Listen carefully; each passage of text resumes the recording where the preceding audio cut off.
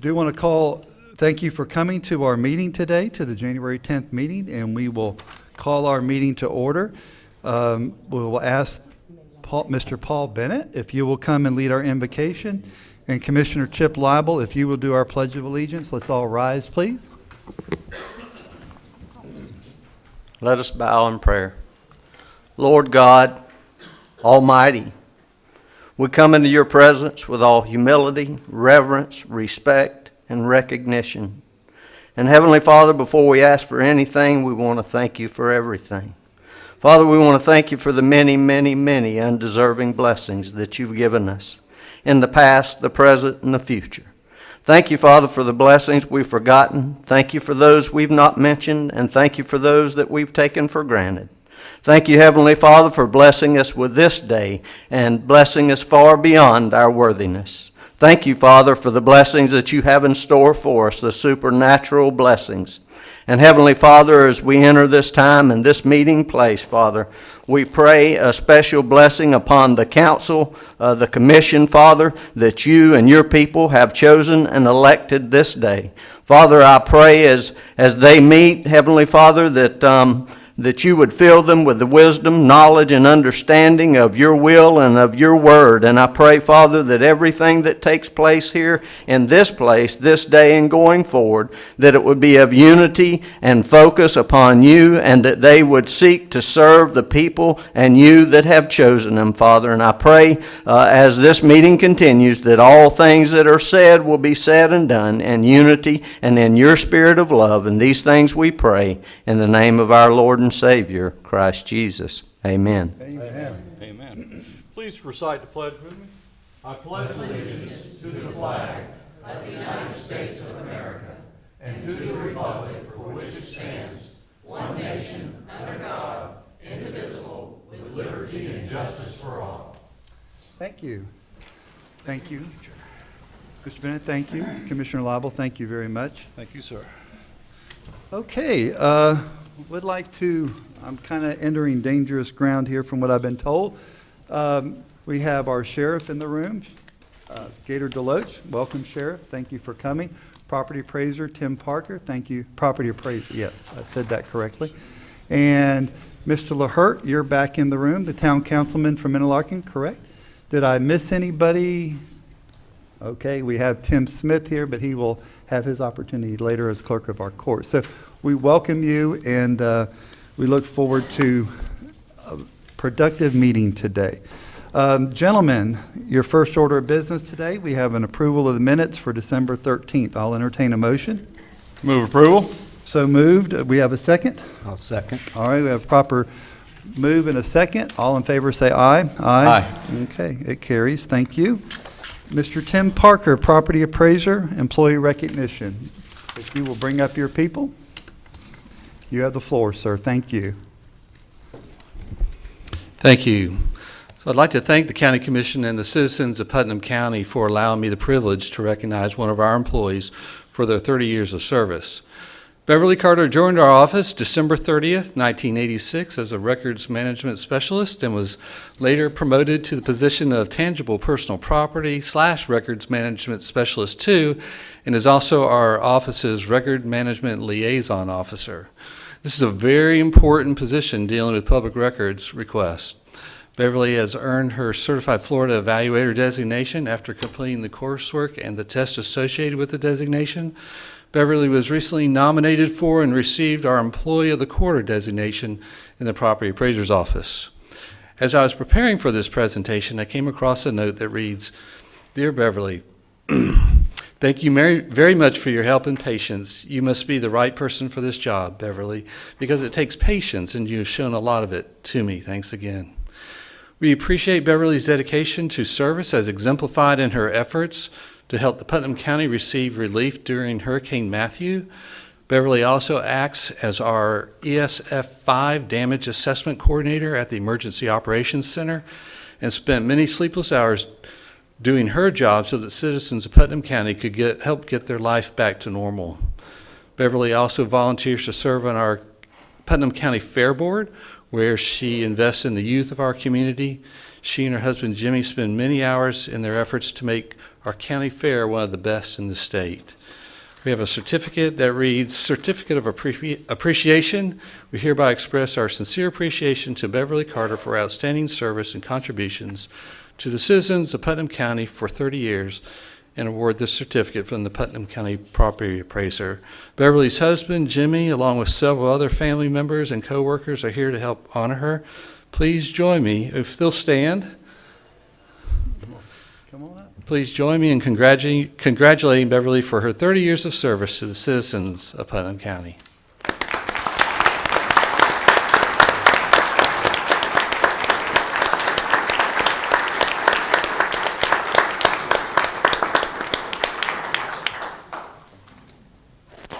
Thank you very much. Would you like to say a few words? No, I would not like to say that. I'm not going anywhere. I'll still be around. Motioning that you were a little girl when that Yes, I time. was very little when I started. Elementary school.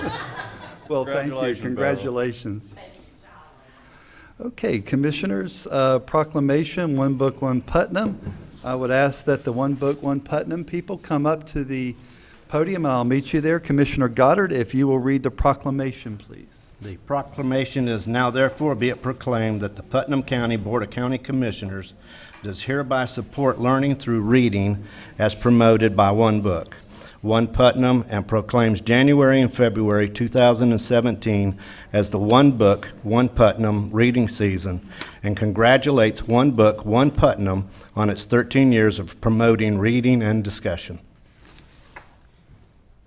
You read the whole proclamation. From the beginning? Yes, sir. Whereas? Okay. Whereas this program aims to revive reading, therefore in support of this goal, there will be book discussions, community activities, and knowledgeable speakers. And whereas the Board of County Commissioners knows the residents of Putnam County will benefit and learn from reading this book. And whereas One Book, One Putnam is celebrating 13 years of encouraging reading throughout Putnam County.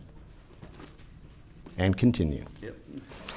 Now therefore be it proclaimed that the Putnam County Board of County Commissioners does hereby support learning through reading as promoted by One Book, One Putnam, and proclaims January and February 2017 as the One Book, One Putnam reading season, and congratulates One Book, One Putnam on its 13 years of promoting reading and discussion. Thank you, Commissioners. I'll entertain a motion. So moved. Okay, proper motion by Commissioner Lible, I'll second. second by Commissioner Goddard. All in favor, say aye. Aye. Aye. Motion carries. Thank you. Mr. Crowley, One Book, One Putnam. Thank you very much.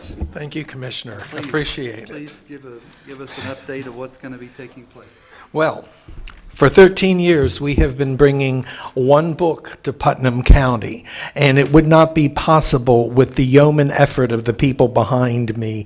These are some of the members that make up the One Book, One Putnam Committee, this started out 13 years ago, I think almost as a lark, based on a reading program at Palatka High School. And Sophie Ducote, who was the media specialist then, called me up one day and said, "Steve, wouldn't you like to do this with me?" Well, Sophie is long gone, but here I am. And I am very excited to be here and to continue this program. And what's really remarkable, I think, about One Book, One Putnam is all of these people have been with us from almost the very beginning. It's been a very intrepid group of people. We've had some very high highs and some sort of lows, but we've always succeeded in encouraging all of the residents of Putnam County to read. And we also couldn't do it without the support of all of you. Even though you don't make any cash contributions, although we would love cash contributions to the program, we are funded fully by volunteer donations. The only contribution that the commission actually makes is allowing me, Jeremy, who manages the program, and Yvonne to spend time with the program. So we're citizen run, we're run completely on donations. So if there are people within the sound of my voice that would like to donate to One Book, One Putnam, we would love to have that too. But this year we are reading Michael Conley's City of Bones, which is a big departure from what we've done in the past. Most of you have been probably familiar with our journey down the road through Florida, and we have looked at many aspects of life in Florida, and we decided it was time for a change. And we made quite a change this year. If you're familiar, excuse me, if you're familiar with Michael Conley and his detective Harry Bosch, you know that we have chosen a really good crime thriller to read this time. It deals with forensics, so a lot of our programming this year is going to look at forensics. And Thursday night, if you are doing nothing, and I hope you are doing something, and that is attending our kickoff at 5:30 at the Palatka Golf Course, we will be featuring Dr. Michael Warren from the University of Florida, who is a world-renowned forensic expert, and will be talking about some of his cases. And then there will be book discussions following during the month. And we are also very pleased to present each one of the commissioners with a copy of the book for your reading pleasure. Read it, pass it on, encourage all of your constituents to read, because there is nothing better you can do in life than read. So thank you all very much for your support over the years and your support this year. Thank you.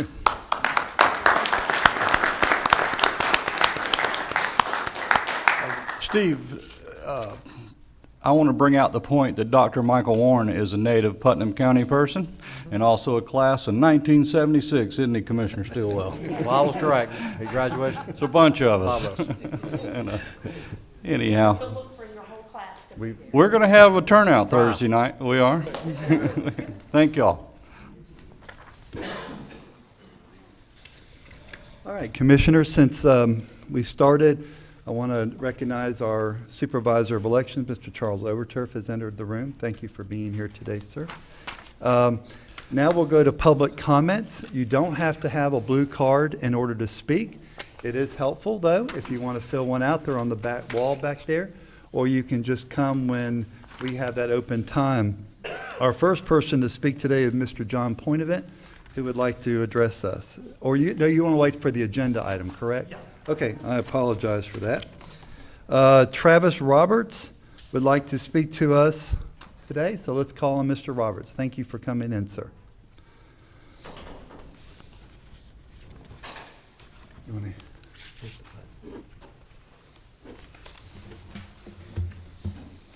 go right ahead, sir. Gentlemen, how you doing today? Good, sir.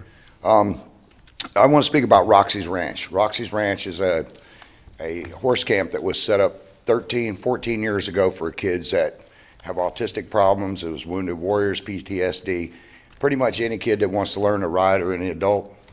Could we get your name and address? for the Travis record, Roberts. please? Thank you. I apologize. Address, Okay. sir?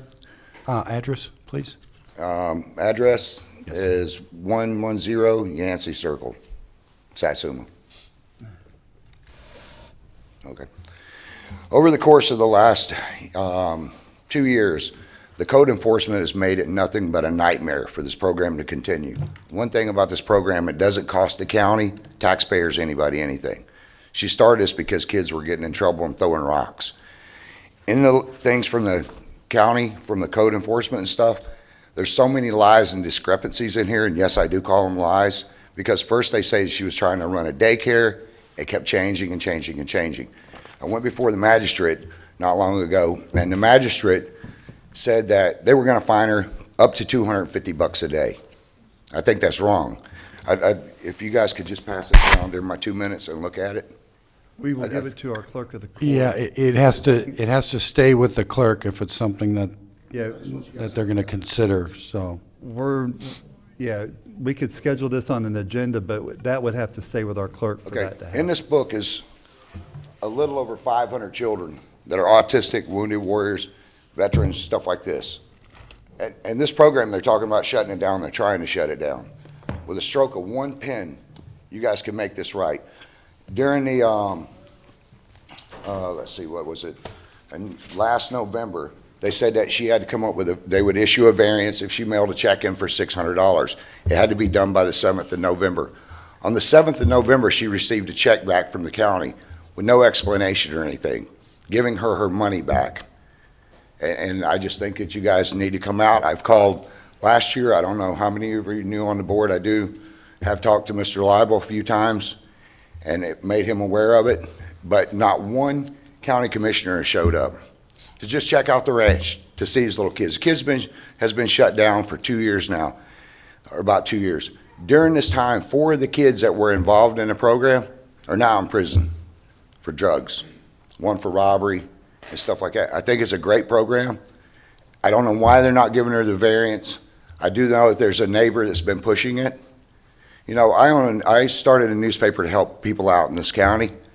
We raised hundreds of thousands of dollars. I don't get paid for this. I do it because I'm retired and I want to help the community out. I know each one of you guys, when you went into this thing, you said that you're here to help the county out, to help the residents of this county. There's some 200 kids a year that go through this program during a summer camp, and about 1,000 a year total. Okay, Mr. Roberts, thank you. We will, the department head's here today, and they will be noting that, and we will be discussing that at a future date. But today is not a day we can take any action upon. I just wanted you guys to be aware. And thank you. I wasn't aware of it before, so I just heard about it just a few days ago, so Okay. thank you very much. She tries not to publicize it. Today, Ms. Wright is one of the people that she's been trying to help. They found out she has a rare cancer, maybe has 2 years, neurofibromatosis. Okay. Her last wish is this program keeps going. Well, thank you for Where's the bringing that ranch to our located? attention. Commissioners, do you have any questions for Mr. Roberts? Yeah, where is the ranch located? I missed In that. Satsuma. In Satsuma? Is that at Yancey Circle also? Yes, sir. 114. It's right next door to my house. 114? Okay. I'd like for you guys to come out. It's been inactive for 2 years now? No, it's actually been active since 2001. During that course of the time, the county has come out and said they didn't have until 2013. From 2004 to 2013, they didn't have enough room for the animals at the animal control or animal shelter. So over the course of that time, they had bought 7 horses out for her to take care of and help find good homes. That's one of the reasons now, is because they never come and picked up the horses, that she has too many horses. All right, well, thank you very much, Good. and we will address this in a future meeting. Thank you, sir. All right, thank you, Mr. Robert. Mr. Zany Best would like to speak to us today. Mr. Best?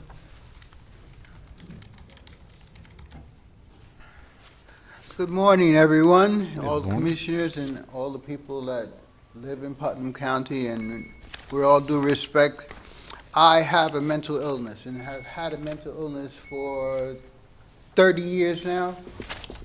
Mental illness is something that the county is overlooking. They handed it off to another agency outside of the county to handle our people, and it's not right, because the services that we should receive, we don't receive. I'm here today asking the commission to consider a clubhouse, a psychosocial vocational rehabilitation center for people with mental illnesses. I was under a bridge. I worked for the city of New York. Let me start here. I worked for the city of New York for the highway department. I was ran over by a tractor trailer truck. I was awarded $1 million in 1885.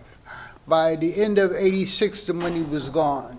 The doctor said to me, "Mr. Best, you're suffering from a psychological illness." Mr. Best, could you get closer to the microphone so we can pick you up? The psychiatrist said to me, "Mr. Best, you're suffering from post-traumatic stress disorder." I was ran over by a tractor trailer truck. 3 people died. I was one of the ones that survived. I was one of the youngest. My recovery didn't start until they opened a clubhouse for people with mental illnesses. All you have, in clubhouses are around the world, all you have to do is be diagnosed sometime in your life with a mental illness and you can join this club.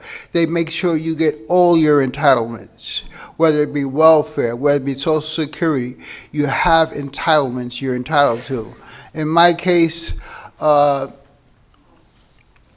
was robbed, and I couldn't get over that. I had a $5 million lawsuit. The attorney settled for $1 million. Everybody else got the same amount that I got, but everybody else was 50 years old. I was 26 years old. The judge said, Mr. Judge Sullivan said at the end of the case, if this case were to be heard by any of the defendants again, it would be heard for Zenny Best, because I was the youngest. Years went by. I tried to have the case reopened. make a long story short, I went to the lawyer. He said, write a letter. I wrote a letter to the judge.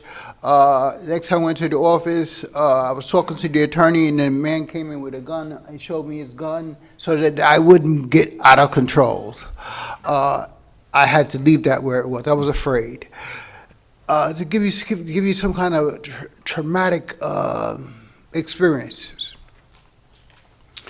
I went into my psychiatrist's office one day, and this leads us to today. I said, if they don't give me the rest of my money, because the judge said if this case were to be heard by any of the defendants, it would be heard for Zenny Best, because I was the youngest.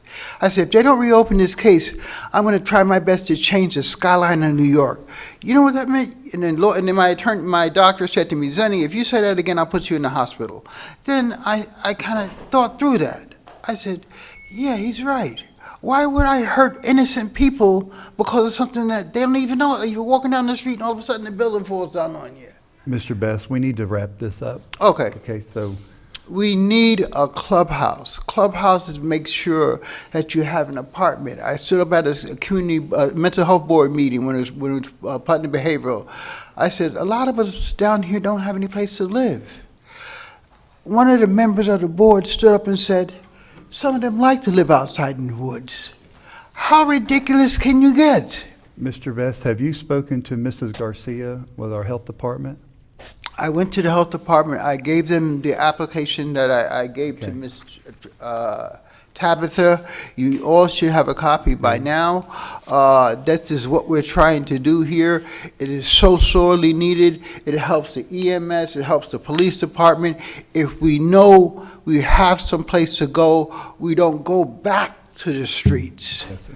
We know we have an apartment, we know we have food, we make sure you have clothing. If you need something, you come to the clubhouse. We take care of your illegal stuff as far as you getting your disability or whatever you're entitled to.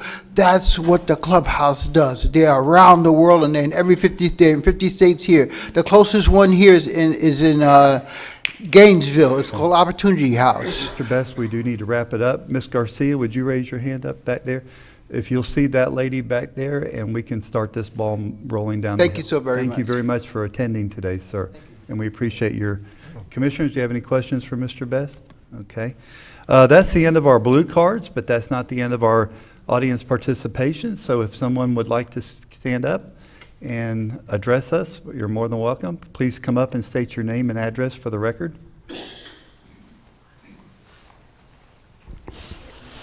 Good morning. My name is Roxana Regan Weeks, 2509 Krill Avenue, Palaca.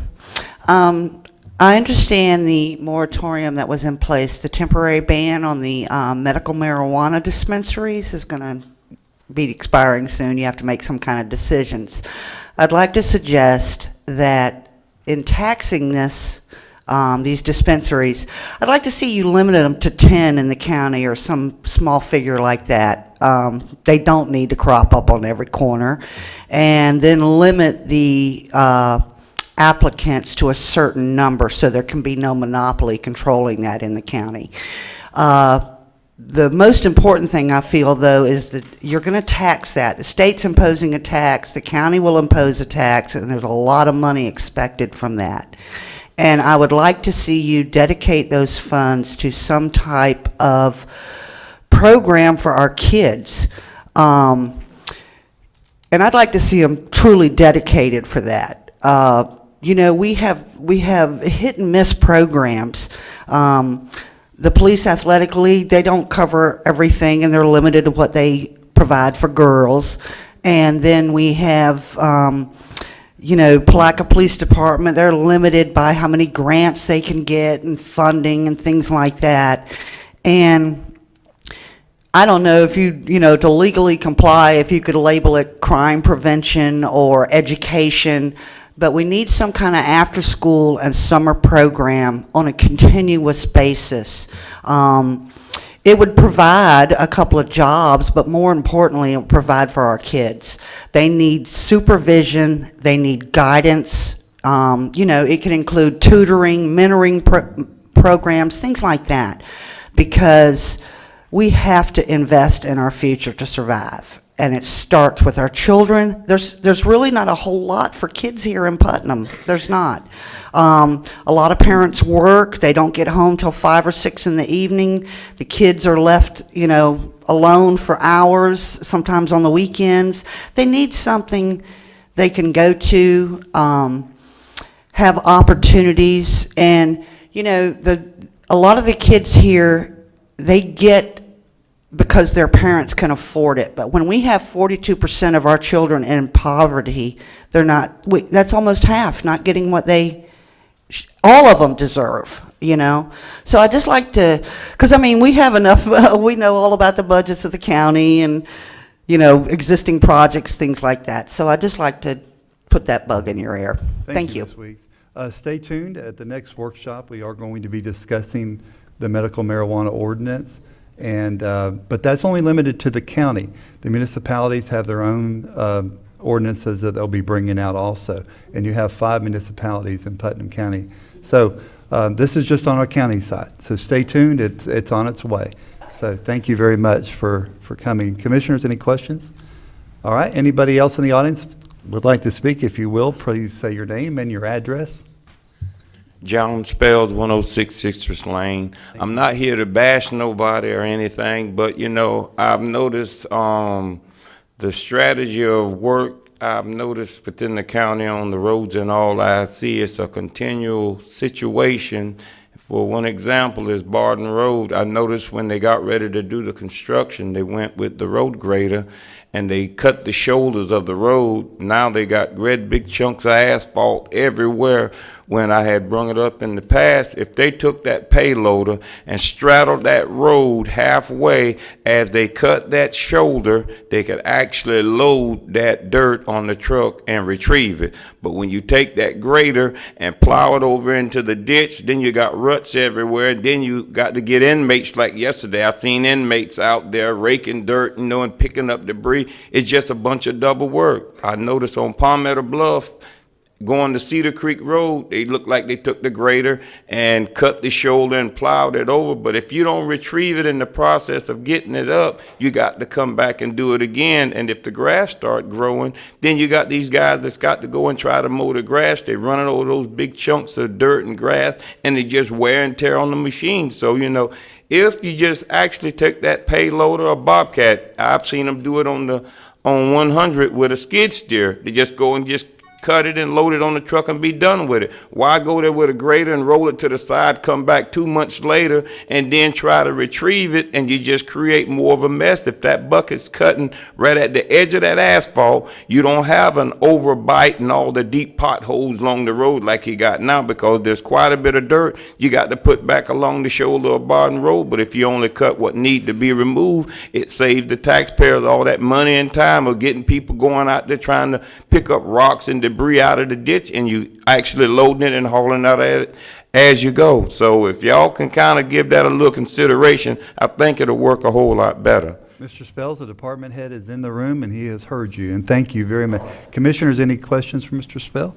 All right, then we'll move on. Anybody else in the audience would like to speak? Mr. K. Moore, please come up. You almost missed the opportunity today. Please come up, sir.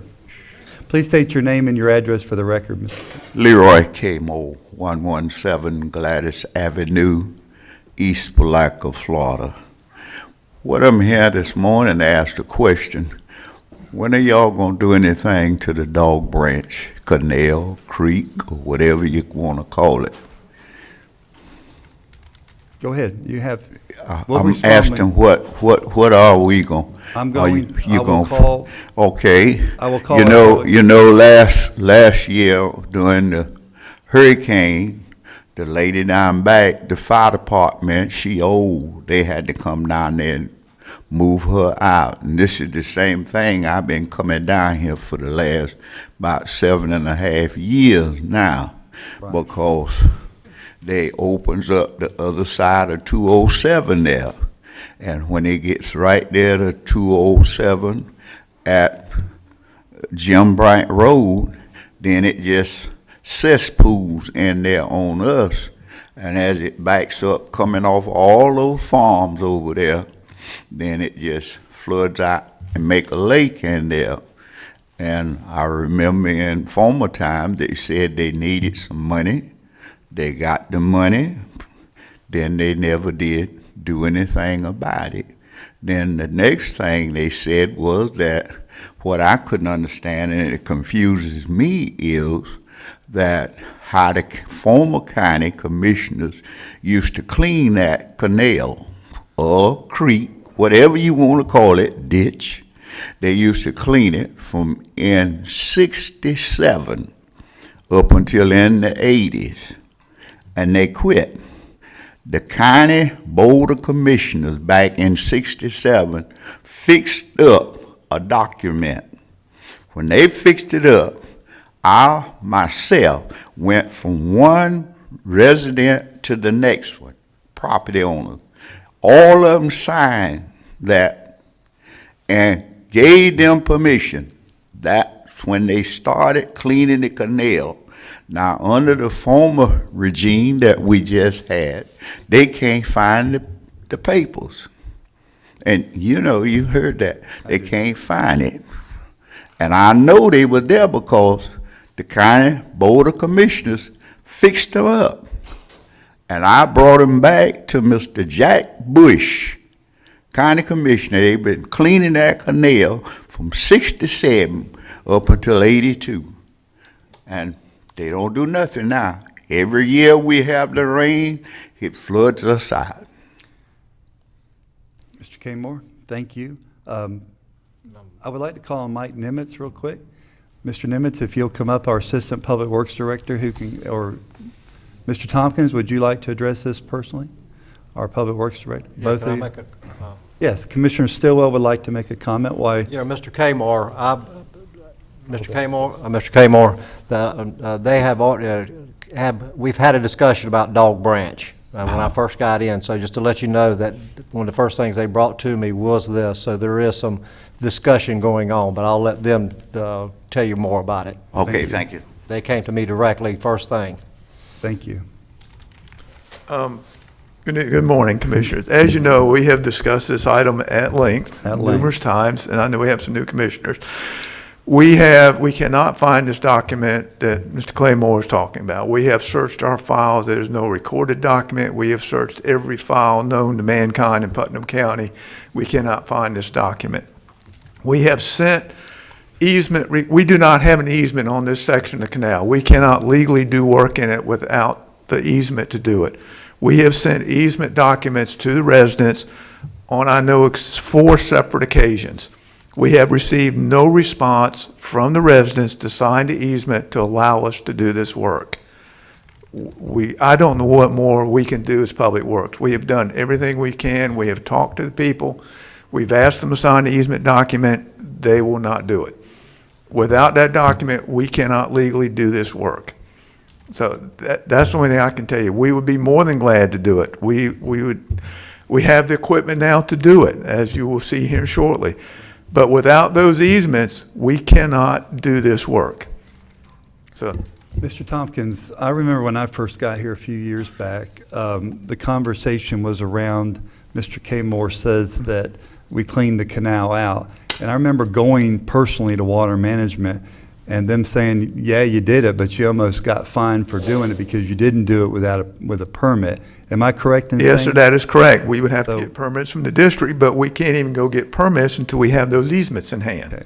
So the next thing we need to do is get the easements, and I'm sure Commissioner Stillwell will be working with Mr. Kmore, and if we have to go door to door, I'm sure that will happen, but you know, we will do our best, Mr. Kmore, and let me assure you, Mr. Kmore, we hear you. We hear you loud and clear, and we know that area. And I personally been in that lady's home when it was flooded, so I know what you're talking about. But again, until we get those easements, we cannot go on that property. But we are working on it, and believe me, it's still smoking. We haven't seen fire yet, but we're going to see fire one day. Okay? Commissioners, any other comments that you'd like to make? Well, yes, sir. I do have some of the easements that the department had given me so I could personally get them signed, but I wanted to bring it up at a workshop first before I just went out on my own to do it because I'm new.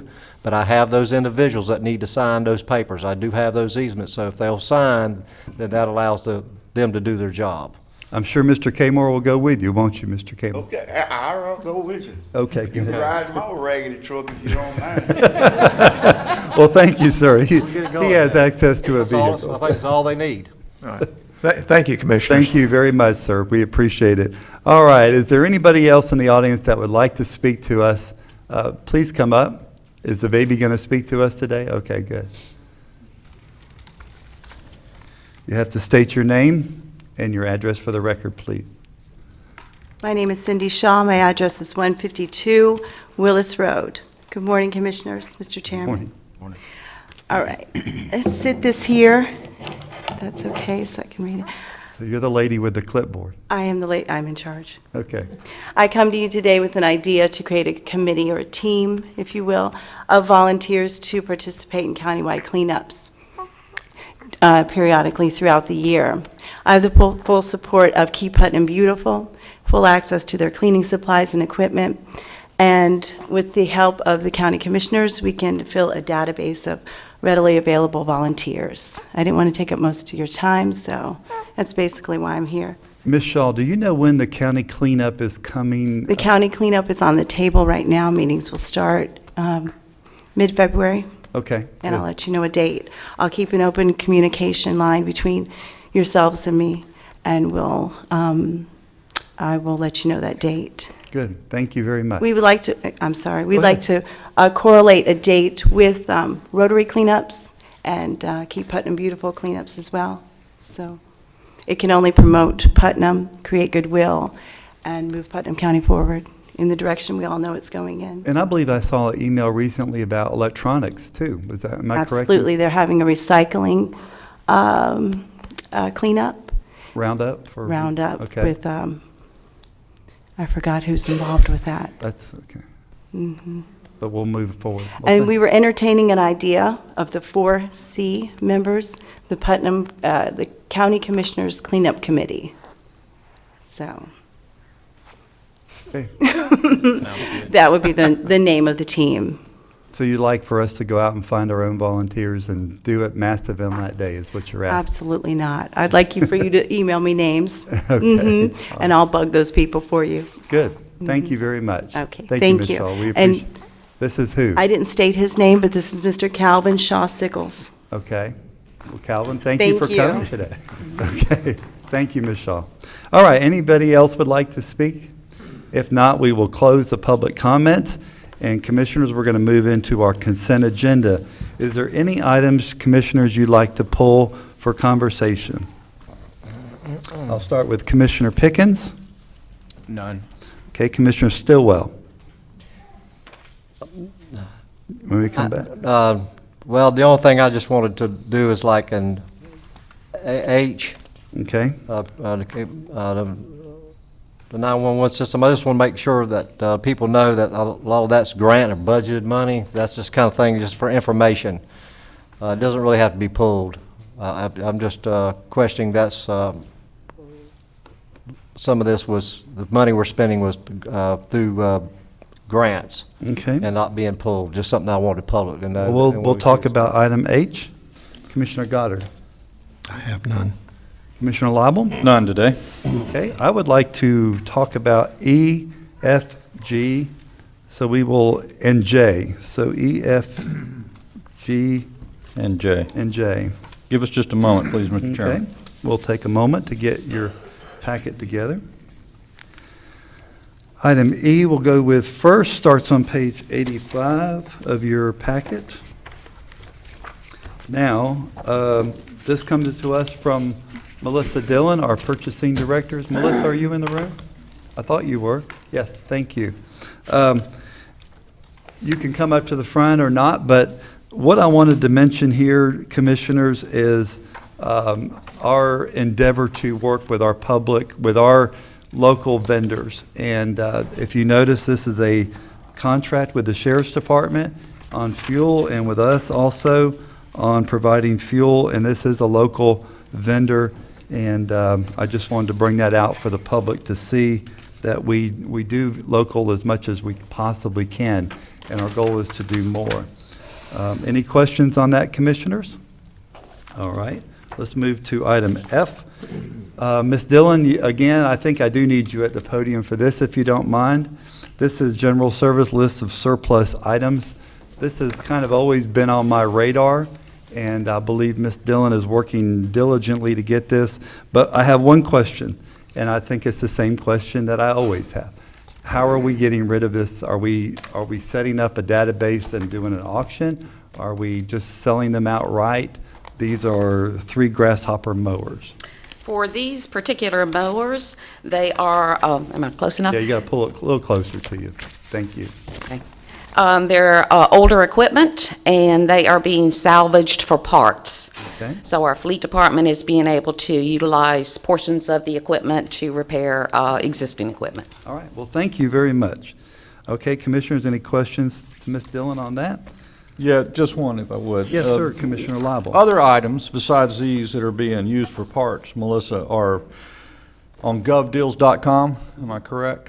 So if you would just elaborate a little bit on how the public can get to that if they're interested in something the county would be getting rid of. Well, right now, we're in the process of redesigning our surplus system, and we are evaluating all the different types of equipment we get in, and some of the equipment can be donated, and other equipment can be auctioned.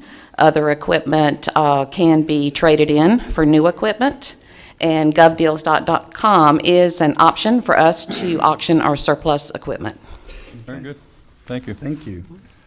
I apologize, Commissioners, I put G in that, and I did not mean to, so we will skip over to item H, which is number 97 on your packet.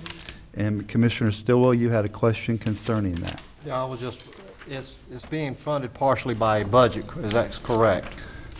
Right? I just want to let the public know that we're spending money and this is on the 911 system. It's good, it's a good thing, but anytime that, we see that when we're spending money, I'd like the public to know, if I'm correct in what I'm saying, that, we've got a grant is help pays for this. These type things. The 911 probably wasn't a good item to pull because it's something you're fine. But just let the public know that some of these expenditures we get with grants, something that I'm learning as I'm going.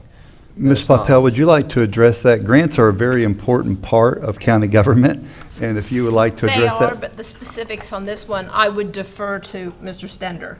Okay, Mr. Stender, would you like to come up and explain the grant just real briefly, sir?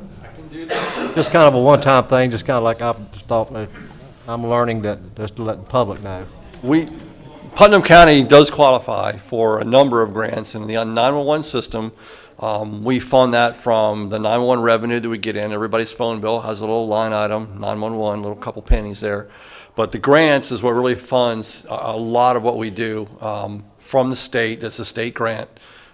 This is a maintenance contract to maintain our 911 equipment. So when people call 911, it works. We apply for these twice a year.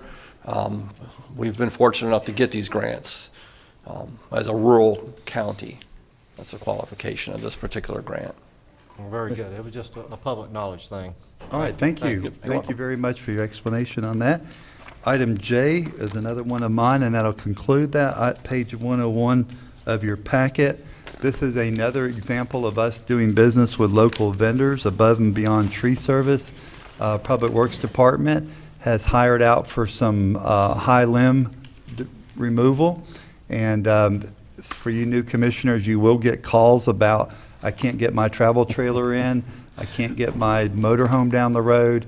And it's important for people who have those items to be able to bring them in.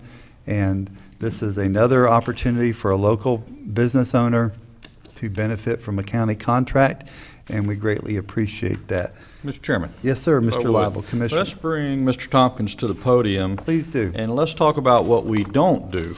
Very important, because that's the call you'll get as new commissioners. Okay. And you'll have to answer that. But we get a lot of leaning trees and what would be a problem in the future, but we have a limited budget, and take it from there, Mr. Tompkins. Thank you. Yes, sir. What we try to do is Commissioner's right, we do a lot of the low-hanging limbs. By statute, we're supposed to keep the 14-foot of clearance over the travel lanes. So we look at that, if we can trim the tree limb to do that. We also look at trees that are located within the right-of-way that are dead leaning or pose a significant liability to the county, that if they were to fall, it could, cause bodily harm or fatality to people. So we take a look at those also. And this is inclusive. I think we got 7 or 8 large trees were taken down that are either dead or leaning substantially into the right-of-way as preventive maintenance for us, and then taking out the limbs and stuff that don't meet the statute of the clear zone for the travel lanes. Good. Okay. Commissioners, any other questions for Mr. Tompkins? Thank you, Mr. Lible. I want to thank you. Thank you. Because I know how quickly you've been taking care of these things. We're trying. Public Works is a big animal, isn't it? Yes, sir, it is. And Putnam County, for those of you, I know you live here, but it is a huge county, and it's got a lot of needs. And I tell you, we're chipping away little by little, but one day we're going to get to these, and we're seeing good progress so far. So Yes, thank sir. you so Thank much. you. Okay, Commissioners, that is the end of our consent of items that were pulled. The chair will entertain a motion from items A through O. Move approval. Proper approval by Commissioner Lible. Do I hear a second? Second. Second by Commissioner Pickens. All in favor say aye. Aye. Opposed, like sign. Ayes have it. Item number 7, Mr. Calvin Martin, Circuit 7 Community Alliance Child Welfare Service and Foster Home Recruitment, page 113 of your packet. Mr. Martin, thank you for being here today. Good morning, Commissioners. Good morning, sir. Please state your name and your address for the record. My name is Calvin Martin. My address is 2925 Edgemore Street here in Palatka. I've come before you today to talk to you about the Community Alliance, to give you a little bit of background about the Alliance and the impact that Putnam County has with this initiative. To tell you a little bit about my day job, I am the Northeast Regional Director for the Guardian Ad Litem program. I oversee 5 judicial circuits with 15 counties, with Putnam County being one of them. I am a homegrown son of Putnam County, born and raised here in this community. With that being said, so it's always happy for me, it's a privilege for me to come back and be able to present here in this community. What I want to talk with you about is, before I get into this presentation, I was actually appointed by this commission in 2006, nominated by Commissioner Linda Myers at the time, and representing Putnam County government on this alliance. This alliance also has representation from the Putnam County Sheriff's Office, from the Putnam County School Board system, and from the Putnam County Health Department. I know that Mary is here in the audience representing the Health Department. One of the things I'm going to talk to you, when I talk with you about the Alliance and talk to you about the impact of the Alliance and what my representation representing you on this Alliance means, with that, the Alliance is Florida statute requirement 20.196A. And what it is essentially is a group that at its core is focused on the child welfare system, but has the ability to somewhat oversee different types of services and participate and have community engagement and impact on the different service array within a community system.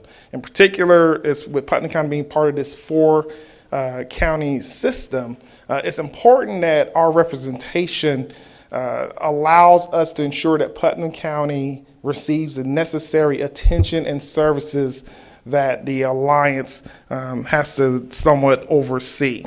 The linchpin of this initiative is the community-based care initiative, which is really the child welfare system that DCF, the Department of Children and Families, oversee. As part of that representation, it's my job to ensure that the citizens of Putnam County, that services that are supposed to come to Putnam County, that's supposed to be part of the Putnam County system, actually comes. And that's also, I'm one of 4 voices from Putnam County that helps assist with that. To give you a little bit more ideas of what Community Alliance is all about, Putnam County, the district, Putnam County formerly belonged to DCF District 3, which was centered out of Gainesville. And that's where Commissioner Myers at that time traveled to. And that's where she and I met as representatives from our community, ensuring that Gainesville did right by Putnam County and the child welfare system. And so as she and I got to know each other, and then as she was going off the county commission, she felt that it was needed to allow me to help to continue the representation of county government before this body. The district format shifted over into a circuit level format, so now Putnam County belongs to Jacksonville, area, which encompasses 4 counties now: St. John's, Volusia County, and Flagler County. The alliance is made up essentially 30 members, with the 4 that I just previously spoke about, or with a whole range of other different types of entities. Some of them are private, some of them state, county level positions that also make up this body, which meets once a quarter, which the next meeting actually this Wednesday. I currently chair the alliance. This month begins my 7th year as chair.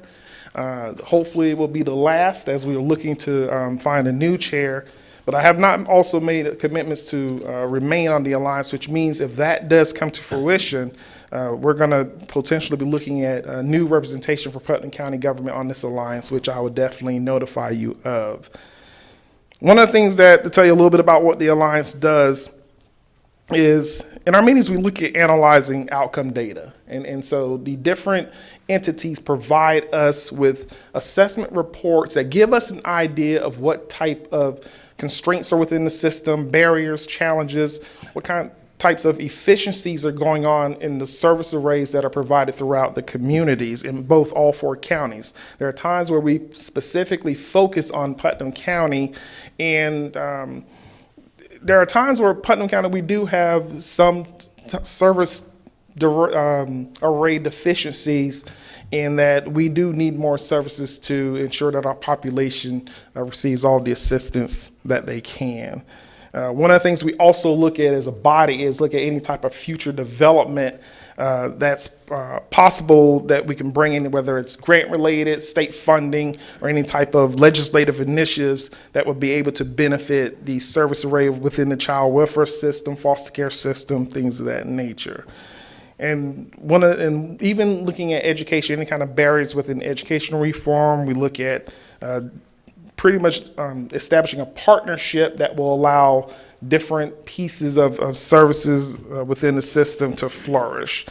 Now, one of the things I am going to focus, because the cornerstone of the alliance is child welfare, the data that I'm going to briefly talk about is centered around the number of child removals, and the number of children that are within the child welfare system.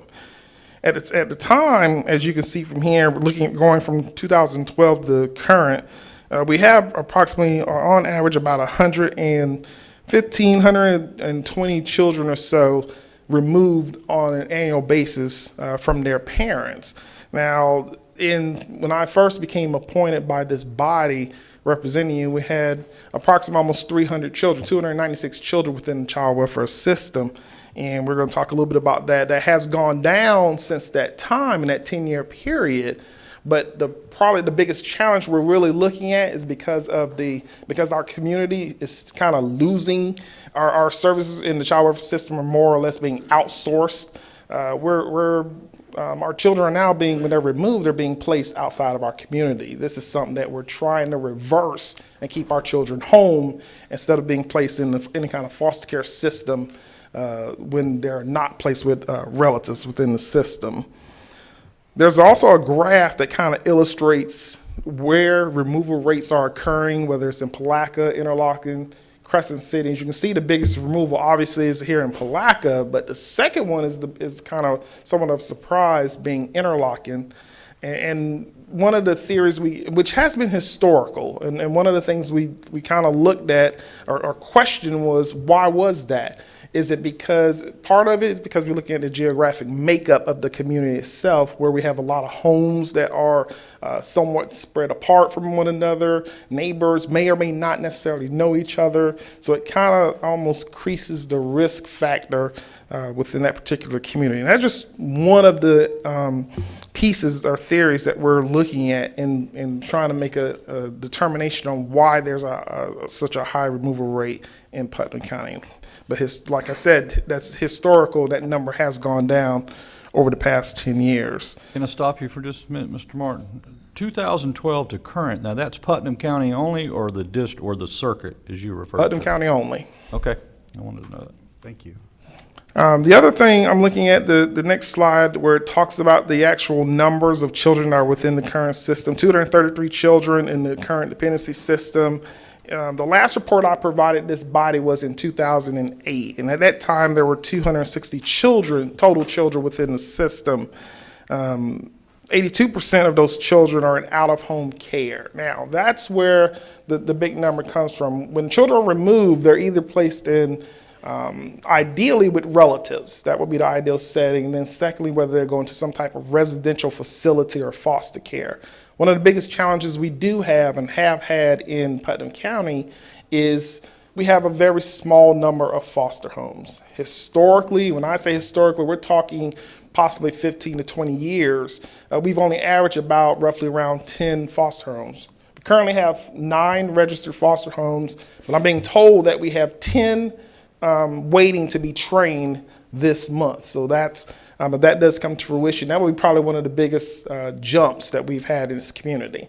I'm a little excited about that, but at the same time, that still may not necessarily be enough to bring all our kids back that are currently placed outside of our community. One of the other things that I have also a kind of a breakdown on the kids that are placed outside. We have a few in St. Johns County, but the majority are placed in Volusia County. And the reason that is because our lead agency that oversees child welfare here in Putnam County is stationed in Volusia County. That's where their biggest volume of foster homes are located. And they have a number of residential group home facilities, which is where our kids are going to. So we have been working hard to try to bring those children home to ensure that make them closer to their parents, give their parents a higher probability of being able to successfully go through the system and get their kids back home.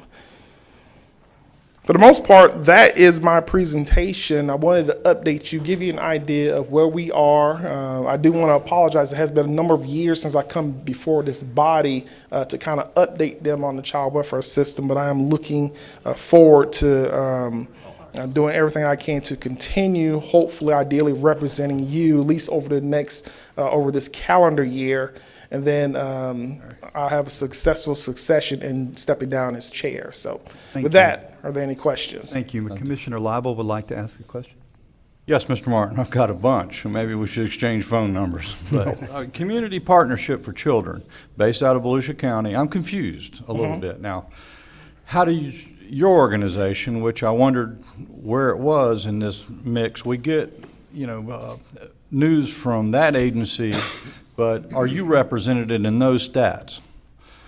Yes, I am. Our program currently oversees, guardian ad litem is part of the system, and where when children are removed, the judge appoints our program to represent those kids. We are represented of probably closer to 90+% of the children. So there's a guardian ad litem volunteer or staff representing those kids at the same time. And so we are part of that system in itself, speaking on behalf of the child. But they're private, aren't they? Am I correct? Yes, they are. They are a private organization that's contracted by the state to run the child welfare system. You are correct. Okay, so I've been seeing the push for new foster homes and through media of all different types. And where I haven't seen it is in the faith-based community. I don't know what they're doing there, but they need probably to reach out there as well as social media. But I've actually, to answer that question real quick, I've engaged our lead agency about that, and one of the challenges, I think for them in particular, Putnam County, we are a close-knit community, and so when we have an outside organization come into our community to kind of talk to us, we're a little, even though we know it's for a good cause, we know it's for us, but I think the hesitancy on some of our faith-based organization is due to that we have it's hard to open up to an outside organization that wants They to come wouldn't in. you're a native. Yeah, that's true, but I'm on the other side of a fence versus the lead agency that has the responsibility to bring in the We could foster care soften community. this. I would like to get a card from you. We can discuss this later, because I've been confused on the alignment for some time. Yep. I've I been definitely left working- my contact information and everything in the presentation too, with Yeah. my email address and phone number for you I'm too. going to call so. you. Thank you. Thank you. Thank you, Commissioner. Thank you very much. Commissioners, any other questions? Good. Mr. Martin? Thank you for being Thank here you. today. Thank you. If you could provide your slideshow to us, we would love to have that as a presentation. So if you could get it to Tabitha and she can get it to us, we'd greatly I will have it appreciate emailed to you today. I think I emailed a PDF of it, but I'll email the actual PowerPoint. Thank you. So you have that to Thank you, manipulate Mr. if Martin. it's necessary. Would like Thank to you very recognize much. Patrick Giuliano. Good to see you, Mr. Martin. From CFO Jeff Atwater's office. Patrick, thank you for being here. Commissioners, we have a little presentation outside. We're going to take a 5-minute recess and see some of the new equipment that Public Works brought over for our enjoyment. Y'all are more than welcome to come out, but you'll have to go back through security, or you can just sit tight and we'll be right back. Thank you. What's with the hammer? Some new equipment that's going to benefit the county, and Public Works was wanting to show it off today. It's out front if you want to take a look at it, but it's going to really help our rural area quite better, actually. And as soon as Commissioner Pickens gets here, we will resume our meeting. He was driving a new motor grader out here. I think that's happened to a South Putnam commissioner before. Yes, hasn't it has. From my understanding, but it's not encouraged. He grabbed the driver and pulled him out of the seat and I heard- commandeered it. I heard that, but it's not encouraged, commissioners, that you drive the equipment, because I wanted to and I was told no. Okay, we'll bring the meeting back to order, and our first hearing now, item A, LM 1603, Future Land Use Map Amendment from IN A2 and RR to PF Seminole Electric, pages 114 to 166 on your agenda. Mr. Attorney, who will be presenting that? Well, Mr. Brown will, I'm sorry. Okay, Mr. Brown, the floor is yours, sir. I will start, and hopefully the video or the presentation will pop up. Oh, here it should be coming. Mike Brown, Planning and Development Services, Putnam County Planning Manager. The first project again, petition today is a transmittal hearing for a large-scale land use amendment. Just brief overview. Comp plan amendments, especially large-scale amendments, and any other text amendments require 2 hearings in front of the Board of County Commissioners. One is a hearing to transmit for review to the state agencies. That's where we're at today on this amendment or proposal. So you will see this again for adoption in the future after this state and regional agency review. The applicant is Seminole Electric Cooperative. The request is a future land use large-scale map amendment, which includes 1,804 acres of industrial, 187 acres of agriculture 2, and 4 acres of rural residential, changing to public facilities, total of 1,996 acres to public facilities. The location is the existing Seminole Generation Station located at 890 North Highway 17 in Palatka. Just a brief background. Again, the current site that we're talking about is the current Seminole Generation Station up on 17. The SGS currently contains 2 650 megawatt coal-fired electrical generating units. The units were certified under the Power Plant Siting Act in 1979. County approved the rezoning of the site to a PUD, Planned Unit Development, in 1978 to facilitate the development as an electrical generating facility. That PUD was amended by the county in 2006 to allow the construction of a third cold fire unit on the site. That third unit was never developed, and finally have technical difficulties taken care of. Just to let you know, there is a companion rezoning that Seminole has submitted to amend the PUD. You will not be hearing that today, but that will come back before you for consideration when we bring the adoption of this land use amendment back in front of you.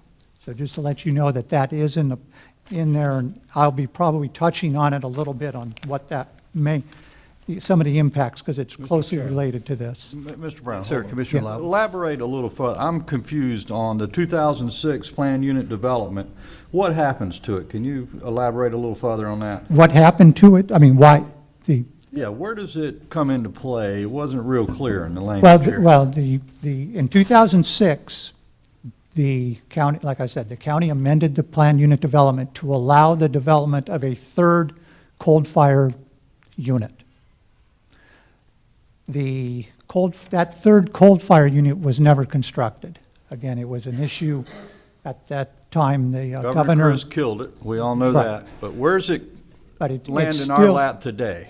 Yes. the county rezoned that to allow that. In the PUD, it allows now for 3 coal fire units, the 2 existing ones and the one that was not built. Part of the change that you will see when we bring the PUD amendment back to you is Seminole intends to switch that third coal fire unit to a natural gas fired unit. And that would require an amendment to the planned unit development to allow that. So that's the relationship of that. But again, that will not happen. That only is an action of the county. That doesn't have to go through review. So, or with state review. So we will bring that back to you when we consider the adoption of this land use amendment at the same hearing, when we bring back this land use amendment for adoption, should you agree to transmit it today. You just cleared up what I was wondering. Okay. Okay, thank you. Thank you, Mr. Chairman. Yes, sir. And just a brief addition, the new project, the new unit will be required to go again through the Power Plant Siting Act, which the county is involved in. So not only do you deal with what Seminole's desires to do through the land use and zoning, you have another bite at the apple through the Power Plant Siting Act. Let's see. So we've actually got, the county commission has three opportunities to review this. Here's a quick aerial of the property in question. The present zoning is primarily PUD, and again, with the Ag 2 and rural residential, or I'm sorry, that's the future land use, the zoning, but we will bring back the zoning in the future. Future land use as it exists today and as proposed would change the entire Seminole Electric property to public facilities. The reason for the change to public facilities of land use, and it really comes down to a quirk in our comp plan that I was not aware of until Seminole pointed it out to us. Policy A13A8, which defines public facilities, future land use, the definition is areas that either are appropriate or consist presently of community facilities and services. Comp plan defines community facilities and services into 4 types. And in the public facilities land use, all 4 types are allowed. Type 4 community facilities and services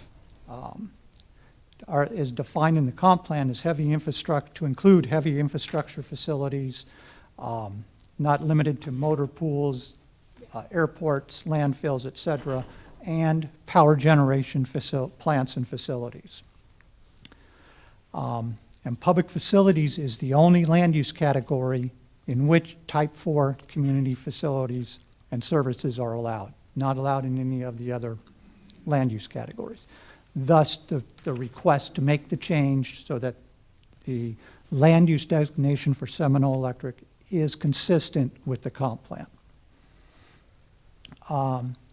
When we look at land use changes, we do analysis of potential impacts.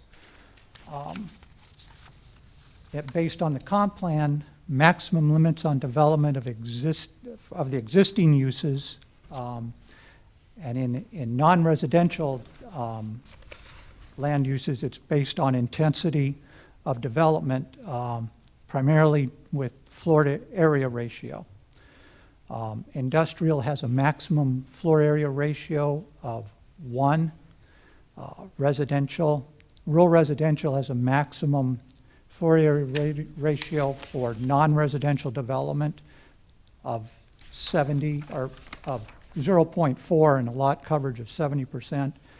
Ag 2 has a maximum FAR floor area ratio of 1. Public facilities has a maximum floor area ratio of 0.5 and a lot coverage of 70% which would guide and limit development on the entire 1,996 acres should this amendment be approved.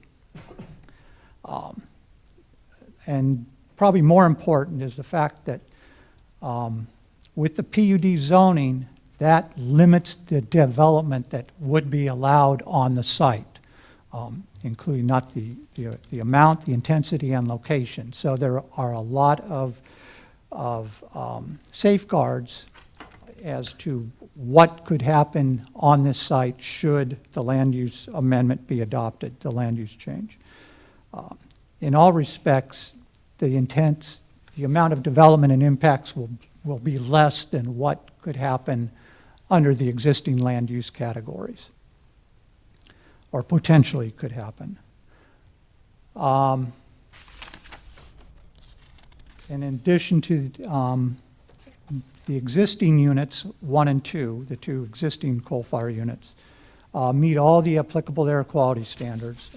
Seminole will submit a prevention and significant deterioration permit application to FDOT prior to commencement of the construction of the new facility, should it be approved. Current water use at the site is authorized and regulated by conditions of certification under the Power Plant Siting Act. Operation of the proposed project is not anticipated, and again, the proposed third unit is not anticipated to require any additional surface water withdrawal. There will be a small increase in groundwater withdrawal with the estimated 30 new jobs created to operate the new facility, or the new unit. Stormwater management is provided on site and designed for the 25-year, 24-hour storm event consistent with the comprehensive plan level of service. The traffic's always a big one on land use changes. Seminole has done a traffic analysis, which considered both operation of the new unit when constructed. It also addressed the impacts of the construction. The impacts for construction will be significant for the temporary time that the construction is taking place. Again, the site has direct access to US 17 and to West River Road. Both have an adopted level of service in the comp plan of D. Presently, both those facilities operate acceptably. The estimated new gas-fired unit will result in 30 full-time employees and an additional 2 large trucks per day for the operation of the unit.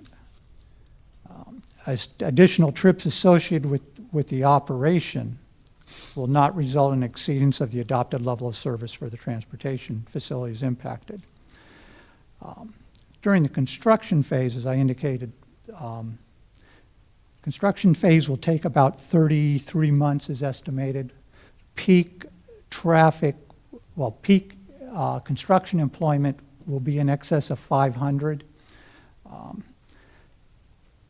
Usually for concurrency purposes in the county, we don't look at, for a concurrency purposes, look at construction because that's temporary. We look at the long-term operation. Seminole has addressed and looked at construction during the construction phase.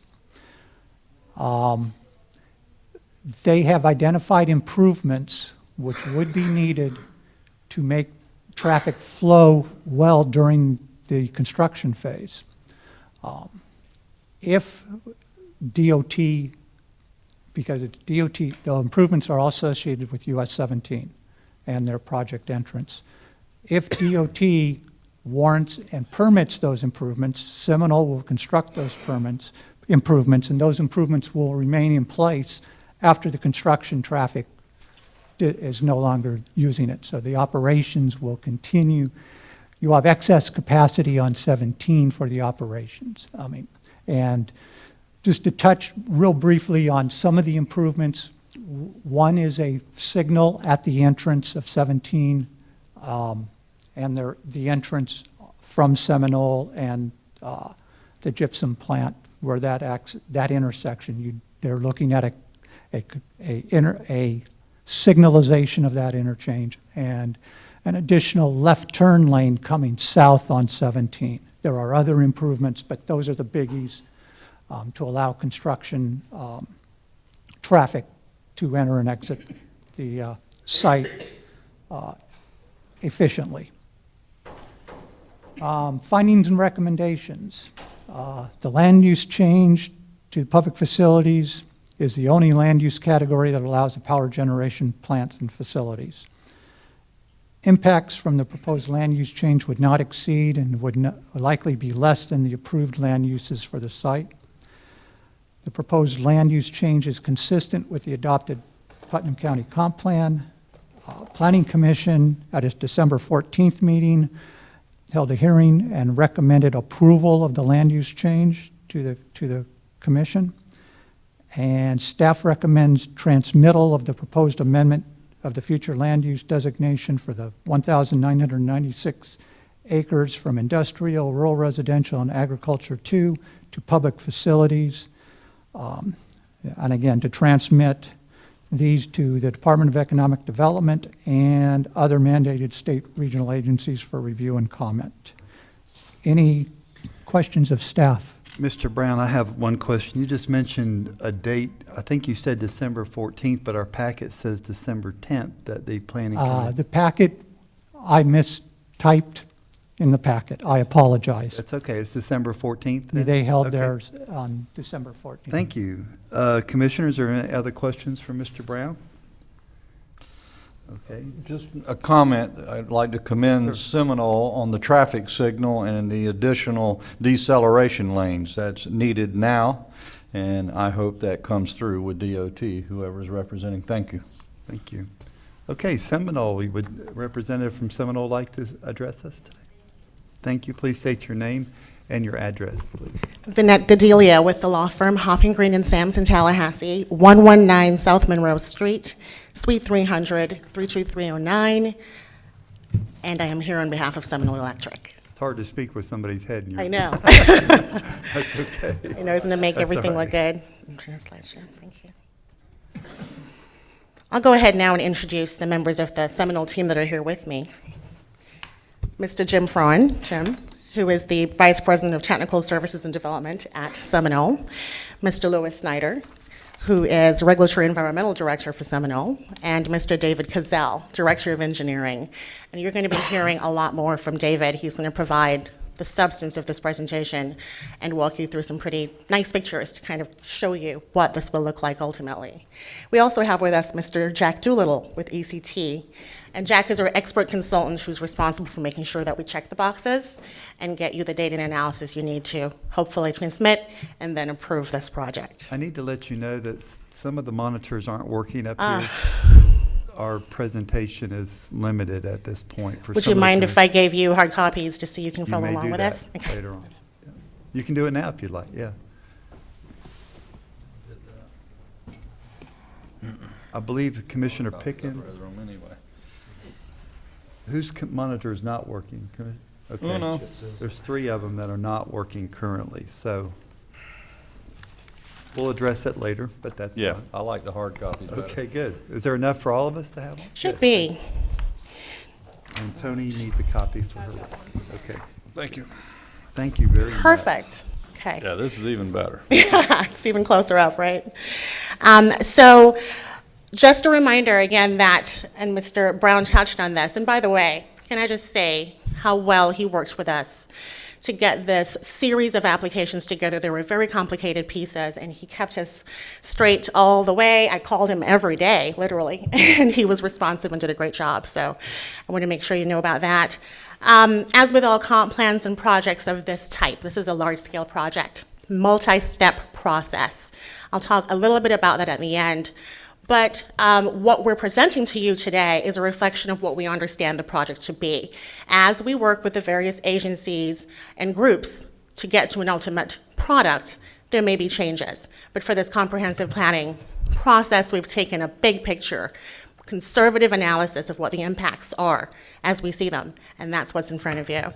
So, David, if you don't mind, go ahead with the rest of the presentation. Thank you. Good morning. Good morning. So I know you're all familiar with the Seminole Generating Station because it's part of your skyline here in Putnam County. But perhaps this slide can help orient you a little bit to Seminole Electric Cooperative. We do have a second power plant that's further south in the state. It's called the Medulla Generating Station, and it's about 500 megawatts of gas-fired generation. So we've got roughly 1,300 megawatts of coal-fired generation here, 500 of combined cycle generation at Medulla, and an additional 300 of what we call peaking generation, which we just turn on when we hit very high peaks in the demand. So our cooperative actually serves 9 distribution cooperatives. So we generate and transmit high voltage electricity to those 9 colored areas that you see on the map there. And those are the distribution cooperatives that actually own and govern Seminole Electric Cooperative. And they in turn are governed by the member owners that pay the bill for the electricity at the end. So that gives you a picture of the geographic area that we cover. It's about 1.6 million people in Florida in 42 counties, primarily in rural areas throughout the state. There are 300 employees currently at the Seminole Generating Station. This new plant is far less people intensive, and we'll have a bullet later, but we anticipate that we'll add up to about 30 people in the new facility. I think that's all we need to share on this one. Oh, I will mention that last bullet does talk about a cooperative solar facility that we're just completing right now that we anticipate will be finished in the end of this quarter. And so that's a 2.2 megawatt facility that we built on the property where the Medulla Generating Station is. That's the gas-fired station further south in the state.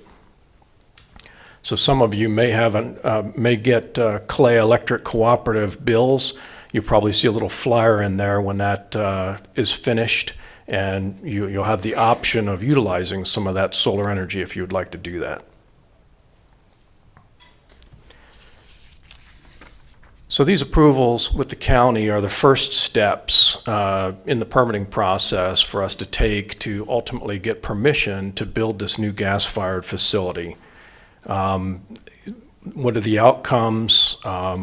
During the construction of the facility, we anticipate an average of 200 people there working on the facility, up to a peak of about 500 when we're at our maximum intensity on the construction.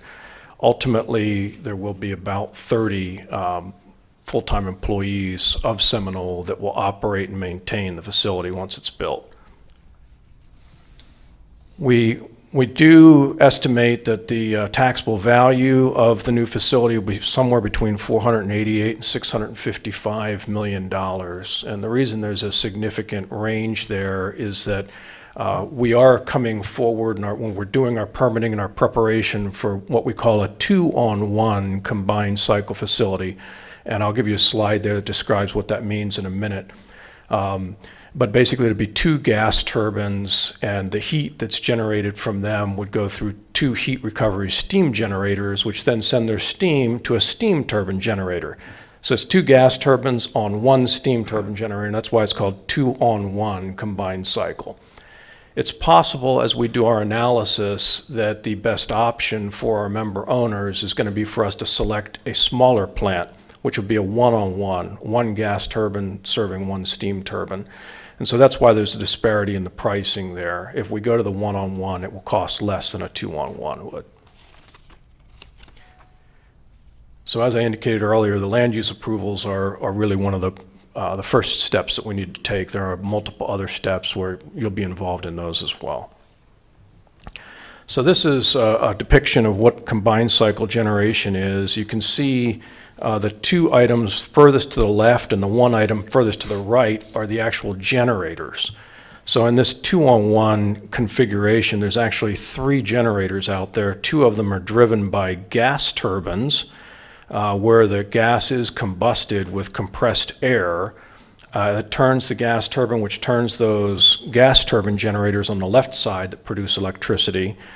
And then the hot gases go through the heat recovery steam generators, which generate the steam, which runs through a steam turbine generator, and that also produces electricity. It's one of the more modern and efficient ways to produce electricity from natural gas.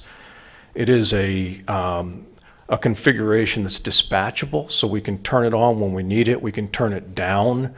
It will have a turn down to about 30 or 35% of its maximum value, so that's a significant level of flexibility in the operation of the facility. And as I indicated, it's also highly efficient. It's one of the most efficient ways to produce electricity from natural gas currently available in the marketplace.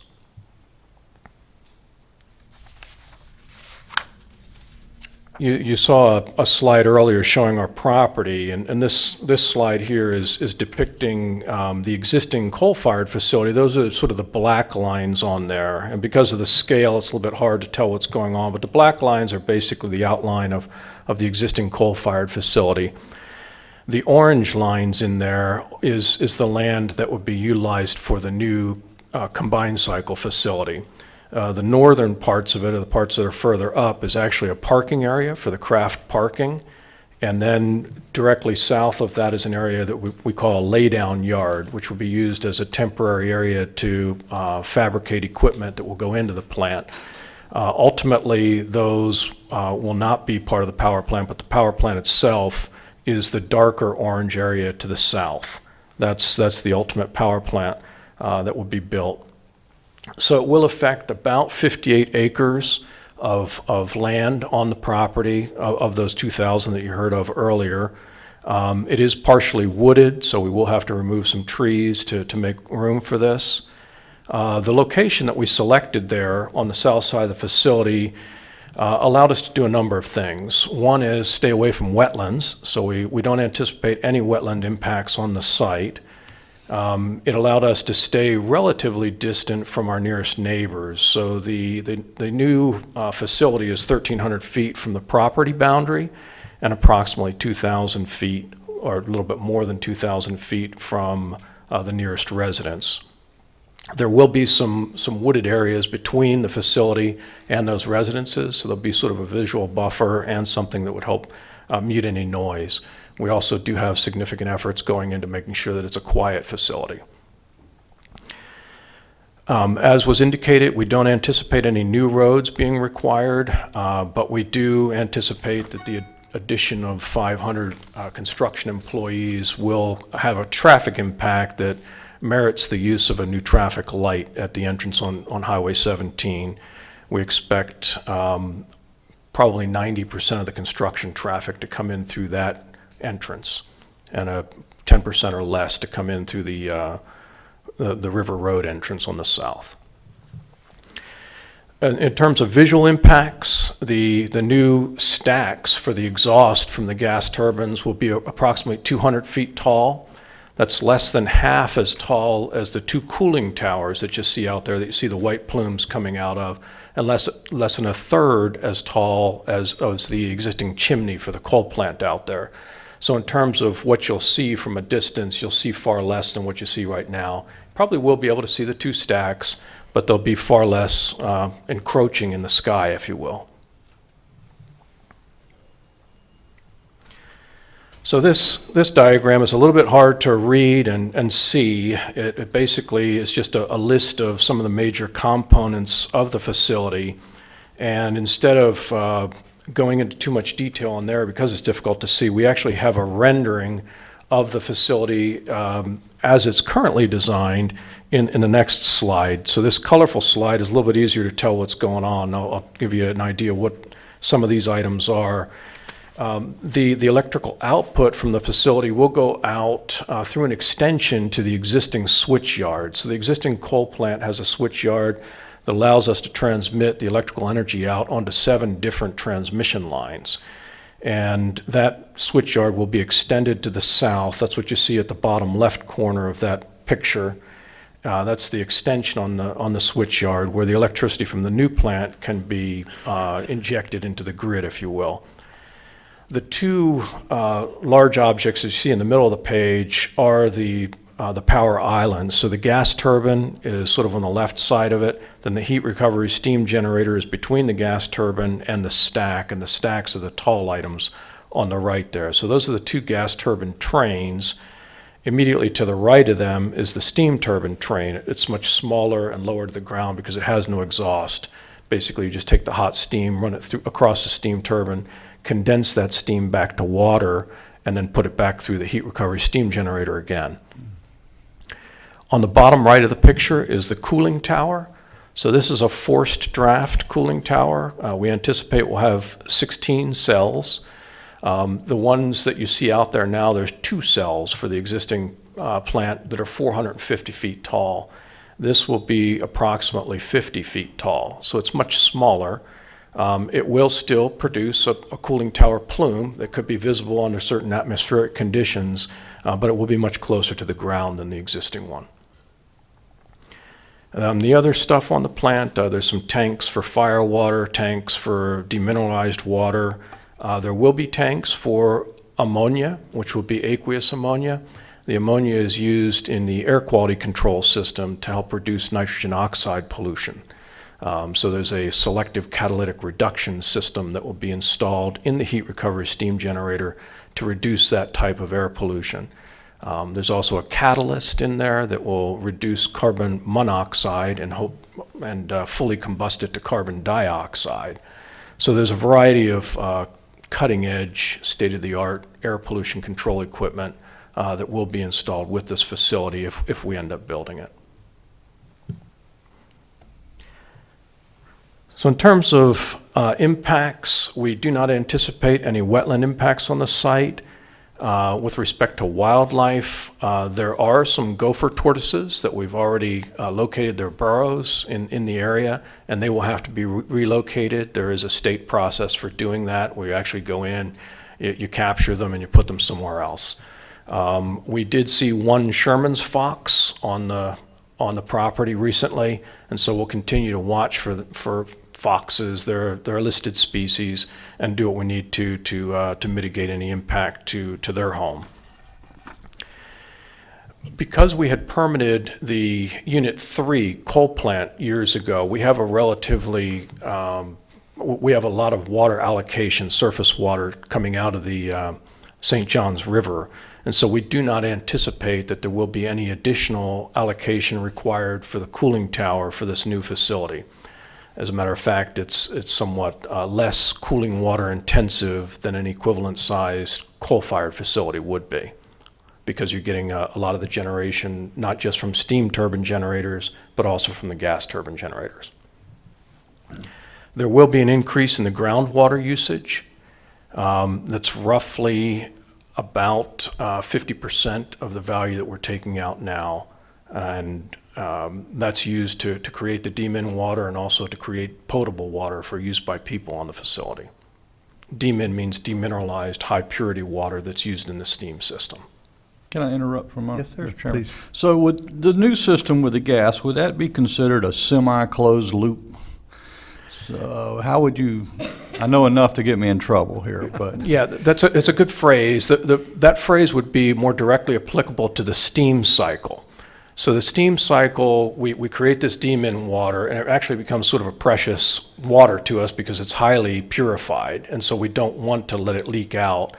And that goes through the heat recovery steam generators, gets made hot and at very high pressure, runs through the steam turbine, the energy comes out of it in the steam turbine until it gets down to a low pressure and it's cooler, and then we run it through a condenser to turn it back to water. We pump it back into the heat recovery steam generators where, again, it's turned into steam, and so that is sort of a closed loop where that water goes around and around and around. The natural gas is not really a closed loop in that you burn it once, and ultimately, after passing through the gas turbine. Yeah, I was speaking of cooling water only. Yeah. I realized that So your fuel the steam source. cycle is a closed loop. The cooling water, part of it is closed in that we recycle the water, but part of it is open in that you do actually evaporate some of it to the sky to do the cooling. So it's not quite closed in the full sense of the word. But pretty clean. It is. These plants are, a lot of the new generation that's going in this country these days are these highly efficient combined cycle gas-fired plants because they're about the cleanest way that we have to create significant quantities of dispatchable energy. Thank you. Thank you, Sure. Mr. Chairman. You're welcome. So the construction is also far enough to the north that we're outside of the 100-year floodplain. As we get further south onto our property, you actually are going downhill a little bit, getting closer to the St. Johns River and more getting closer to a floodplain, but we're outside of it where we intend to build. Stormwater management will be done in conformance with all the applicable requirements. There is a significant stormwater pond that you can see. It's on the very south end of the facility there. It's sort of an odd-shaped area. You can only see the northern end of it here in this photograph, but the water that hits the site from rainwater will be sent over into that pond. So there's all sorts of efforts that occur during construction and then during operation to make sure the stormwater is handled appropriately.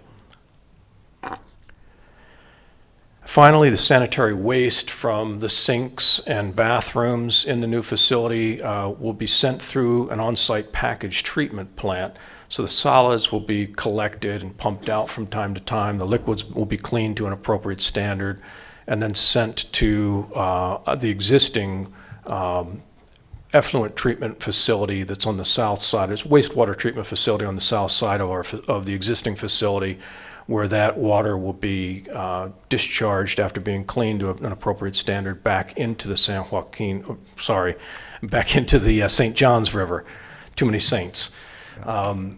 So we do have an existing National Pollution Discharge Elimination System permit, which is NPDES permit, and we will have to get that permit modified to allow us to discharge some additional volume of water back into the river.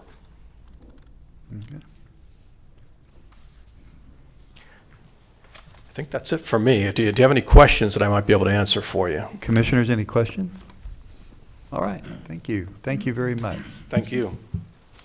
Thanks, David. And we've talked several times now about the traffic improvements that are being proposed. This is a slide that shows you US 17, that intersection where the entrance to the plant is, as well as the Continental Wallboard facility. You see the parking lot there, upper left of the slide.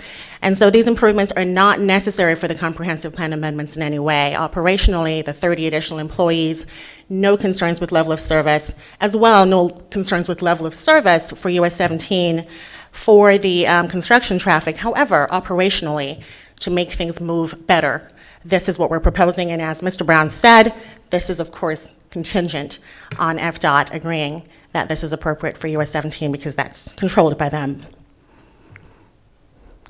So real quickly, approvals needed. We're here with the comp plan. Transmittal process, and we'll be back in March, hopefully, with the PUD rezoning so you can see the whole project together. There's a Public Service Commission need determination as well. And then the next opportunity really for the county to participate is in the certification process, which goes through the DEP. County has a seat at that table. We will work with the county to ensure that we meet all of your substantive requirements and the ultimate footprint of the plant. And then DEP permits referenced by Mr. Cazell, and then FDOT with the traffic approvals. So a little bit ahead of the game here because Mr. Brown still has to present a text amendment, but we're going to ask you to approve the transmittal of this comp plan flume amendment and the text amendment to come. We're here for questions. Thank you. Any questions, Commissioners? Pretty clear so far. All right, so hearing none. We open this up for public, so. Yes, sir. Okay. Anybody here in the public would like to speak for this project? Please come up at this moment. Mr. Poinevent, you've written down on for the text amendment. Do you want to come speak now over the whole process? Okay, come on up, please, sir. Okay. And if you'll state your name and address for the record. My name is John Poitevent. I live at 269 River Drive, East Palatka. If you'll hold that microphone real right close. up. Yeah, because. This better? A little bit. This better? There you go. Yeah. I know, you got it. Okay. You have one of those voices. Okay. A couple things I'd like to say. First of all, your patience and attention are amazing. I couldn't do it. I'm glad it's you and not me. The second thing I'd like to suggest is, and I am for this approval, very much so, but I think that the thing that you as commissioners need to look at very carefully is the amount of water being withdrawn from the aquifer, number one, and the amount being discharged into the St. Johns River, number two. Those are two things that can sometimes be changed with a little bit more attention to detail. So I would suggest to you that that's something that you might look at. But basically, I think that this is something that will benefit not just our county, certainly, but a good deal of the state. And I'm sure that there will be people who will speak against this, because there always are. Putnam County, we always want things to get better in our county, but we don't want to change anything, which makes it kind of hard to make things better. But Jody Delzell and his son Johnny and I are here, three old guys who care about the county and who want to see it improved and see it made better. And we hope that you will approve in the final analysis with as much attention to detail as possible about those areas that I mentioned. But we hope that you'll approve it because, let's face it, there may be some neighbors that will have a problem with it, and I understand that. I'm glad I'm not one of them. But I do think that the needs of the many outweigh the needs of the few in this situation. Thank you very much. Thank you, Mr. Poitevent. Thank you. Anybody else in the audience? I'd like to apologize too. I've got to leave. I need to be in St. Augustine. That's fine. Now. Fine. So, Thank you. Thank you. Thank you. Mr. Dizelle, good seeing you again, sir. All right, anybody else in the audience would like to speak in favor of this? All right, seeing no one else, anybody would like to speak against this? All right, seeing none, commissioners, we can go into deliberations. I'll start if you like, Mr. Chairman. Yes, sir, Mr. Lible. I would recommend approval to transmit this request to the Florida Department of Economic Opportunity and any other state and regional agency for review and approval ultimately. All right. We have a proper motion on the floor by Commissioner Lible. Are you including in your motion, that's actually for the second, the transmittal, so the motion would need to be in the future land use amendment 16-003. Are you presenting both these together? That would be included too, There's Council. 2 parts. I'm sorry, that was left Okay, out. so we're talking both, okay. And this is for transmittal for the new commissioners. We will see this again. Mike, if you want to go over that again? This Thank is you. not adopting it, it's transmitting for review, and it'll come back to the Board of County Commissioners. All right. So we have a proper motion. Do we have a second? I'll second. We have a second by Commissioner Goddard. All in favor, say aye. Aye. Pose like sign. The ayes have it. Thank you. And thank you, Seminole, for looking at us again and taking the opportunity that we missed in 2006, because I will go on record and say Putnam County would not be in a recession had we went ahead in 2006, but it was not our choosing. It was the governor at that time, and we will work hard to make sure that this is a good thing for Putnam County. So thank you very much. All right. So am I correct that we passed both items and we can move on to? Yes, that was a motion. That was a motion. Do you have anything It further? was. Yeah, That's that was what a I'm motion. checking right now. Yep. So both text amendments, yeah. All right, then we'll move on to item C, the PUD 16005, request to rezone 12.83 acres from ag to PUD, page 212 to 240. I do have a question. I got some blue cards on this. Mrs. Chitty, are you in the audience still? She stepped out. She indicated item HC, and I'm confused as to, is it this item or was it something else that she wanted to talk about? It's this item? Okay, then we will, okay. All right, this is a request to rezone 12.383 acres from, okay, we have another blue card, from ag to PUD, Cuneo, pages 212 to 240. Mr. Attorney, do we need to do our ex parte communication? Yes, sir, Mr. Chair. This is a quasi-judicial hearing, so at this time, it would be appropriate for all of the members of the board to disclose any ex parte communications they may have had in regards to this matter with parties in this matter, which would include not only the applicant, but also other interested parties as well as staff. I am aware that a number of you have received emails. Those should be forwarded to the clerk for her records. All right, why don't I start, because I printed some off and it might pertain to all of us. Number one, I got a call from Carly Dennison. Laura McGibbon sent me an email, all of us an email. Elizabeth Cohen sent an email, I believe, to all of us. Mr. James Cram, let's see here, this was Rhonda Luke and Willie the Lucen, Melissa Porter, Edwina Chitty, Bill Chitty, Mary Lynn Penetaria, Ray Penetaria. Did I say that right? Close? No. Penty, okay, sorry about that. Michael McDaniel, Sandra Kuckernut, and I got a packet from Mr. William Chitty also. So those are my ex parte communications. Commissioners, if there's any more, you can just say you've had more, or you can, Commissioner Pickens, we'll start with you to my left. I also had a letter from Mr. Chitty, which I'll make that available, and I also spoke with a member of the Planning Commission on this particular issue.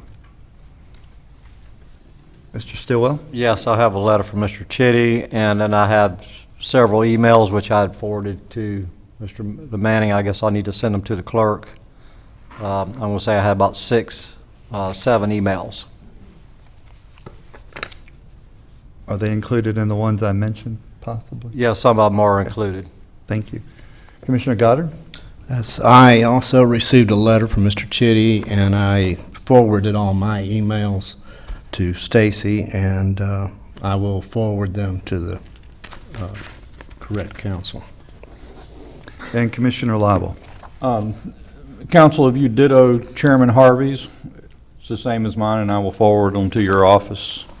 And I've had no ex parte with any principals. All right, then we're ready to proceed. Mr. Brown, you have the floor, sir. Okay. Again, Mike Brown, Putnam County Planning and Development Services. This is PUD 16-005. The applicant is Mr. James Cuneo. The request is to rezone 12.83 acres from agriculture to planned unit development. The purpose of the request is to allow use of the property for an equestrian activities and sales, weekend camping, outdoor entertainment, and an outdoor gun range. The parcel is located at 375 Tinsley Road, in the southwest corner of Tinsley Road and Holloway Road in the Flora Home area of the county. It's a general location of the project site.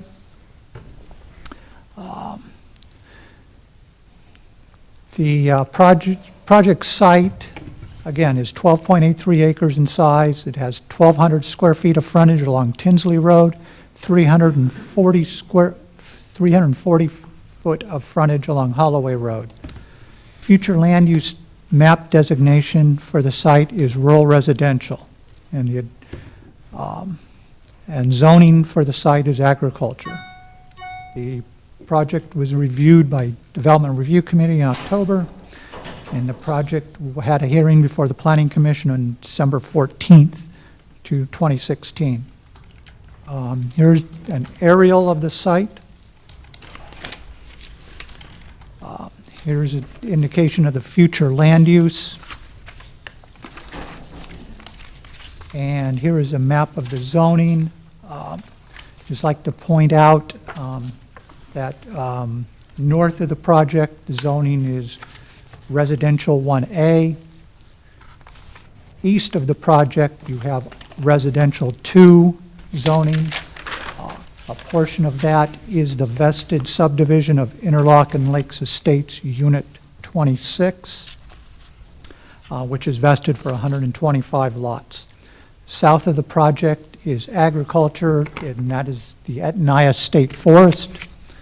And west of the project is, north of the forest is agriculture also. It's hard to, I recognize, difficult to see, but here's a general site plan as proposed by the applicant. And again, quickly to go over the proposed uses in this PUD. There will be horseback riding on site and in the adjoining state forest. Equestrian events, which would include barrel racing, team roping, jousting, cowboy mounted shooting, and horse training. Weekend camping is proposed for primarily to supplement the equestrian and horseback riding. 18 sites are proposed. The applicant proposes special events such as weddings and parties, which would include or may include live entertainment and amplified sound, and a 10-lane outdoor shooting range, and then the sales of equestrian-related equipment, including tack heads, stalls, blankets, equestrian medical needs feeds, targets, and shooting, sport shooting equipment for the equestrian events and for the shooting range use. The proposal is that on a daily basis, the project would be used for horse training and low-impact activities with minimal visitors. Events which would host a large number of visitors are limited to 1 to 3 times per month and would be limited to Thursday through Sunday.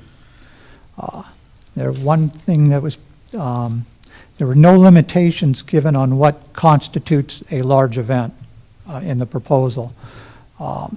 As staff looked at the impacts, staff utilized that the only limitation would be available parking.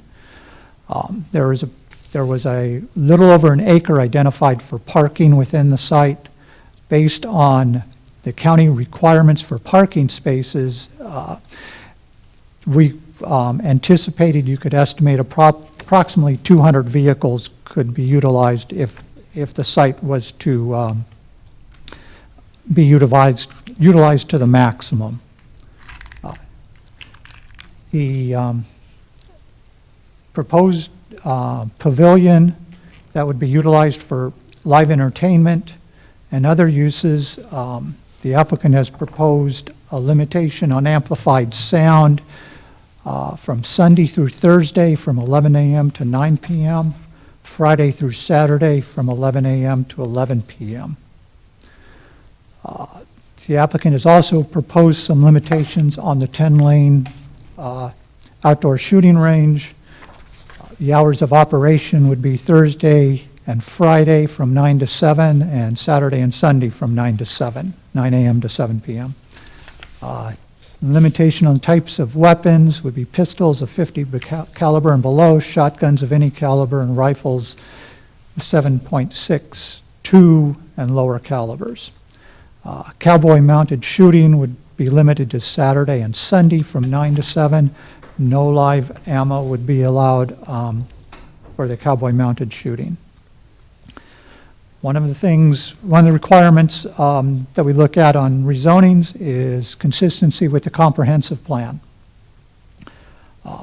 As I indicated earlier, the area is designated as rural residential on the future land use map. And these are areas, rural residential are areas proposed for future residential development and growth. Rural residential land use has a base density of 1 to 5. One dwelling unit per 5 acres can go up to 1 unit per 1 acre depending on our point score assessment provided in the comp plan. Rural residential allows limited agriculture uses, but no new intensive agriculture uses are allowed. Land zoned agriculture are considered in the rural residential are considered a holding zone and are intended to remain in place until the residential uses, in this case, the rural residential land use is ready to build, where new development would be ready to build within the residential land use. There is a prohibition in the comp plan to rezone to agriculture any lands within the rural residential land use that are not already agriculturally zoned. The rural residential land use also allows for neighborhood commercial uses. Neighborhood commercial uses are defined as those which serve the daily needs of the contiguous neighborhoods. And neighborhood commercial uses include but are not limited to retail sales and services. Activity-based and resource-based recreational uses are permitted in the rural residential, subject to compliance with the standards in the Land Development Code. The location, scale, intensity of both the active and resource-based recreational uses shall be compatible with the overall character of the existing and future development of the area. Campgrounds are allowed in rural residential, but may be limited in scale in the development review process to mitigate impacts on adjacent residential development. Staff finds that the overall character of the existing future development of the area by virtue of the rural residential land use designation and the surrounding residential zoning district is for residential development. The cowboy mounted shooting, camping, and outdoor shooting range meet the definition of active recreational activity as provided in the comp plan and the Land Development Code and are permitted within the rural residential future land use. However, pursuant to the comp plan, these activities need to be or must be compatible with the overall character of the existing and future development of the area. And again, that's policy A193, A4F of the comp plan. The uses of the pavilion for outdoor live entertainment, including weddings, birthdays, and other gatherings, do not fit into the active recreational definition. Staff also finds that some of the uses proposed for the site, specifically the 10-lane shooting range, the cowboy-mounted shooting, and live entertainment with amplified sound, would produce sound and noise which would extend beyond the boundaries of the site and would not necessarily be compatible with the surrounding residential uses. While the amplified sound from the site would be governed by the county sound ordinance, noise from the shooting range and the cowboy-mounted shooting would not. The neighborhood commercial uses in rural residential are to have a direct access to paved roads. Neither Holloway or Tinsley are paved today. Holiday, however, is scheduled for paving to commence, I believe it's this year. This says next year because I wrote this for the Planning Commission. And there is funding. It will start at State Road 100 and move north towards the site. The funding is not there for the complete, today, for the complete paving of that, all the way up to Tinsley. As part of the concurrency management program in the county assumes that a funded and programmed transportation improvement is in place. Once the paving of Holloway Road is completed up to Tinsley, it would meet the definition of a collector roadway.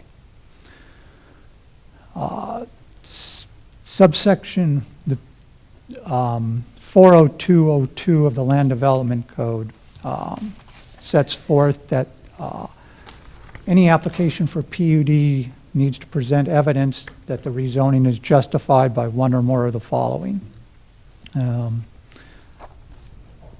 I won't read all three of those, but the response from staff is that the uses proposed do not fit into the county's existing zoning, any of the county's existing zoning categories.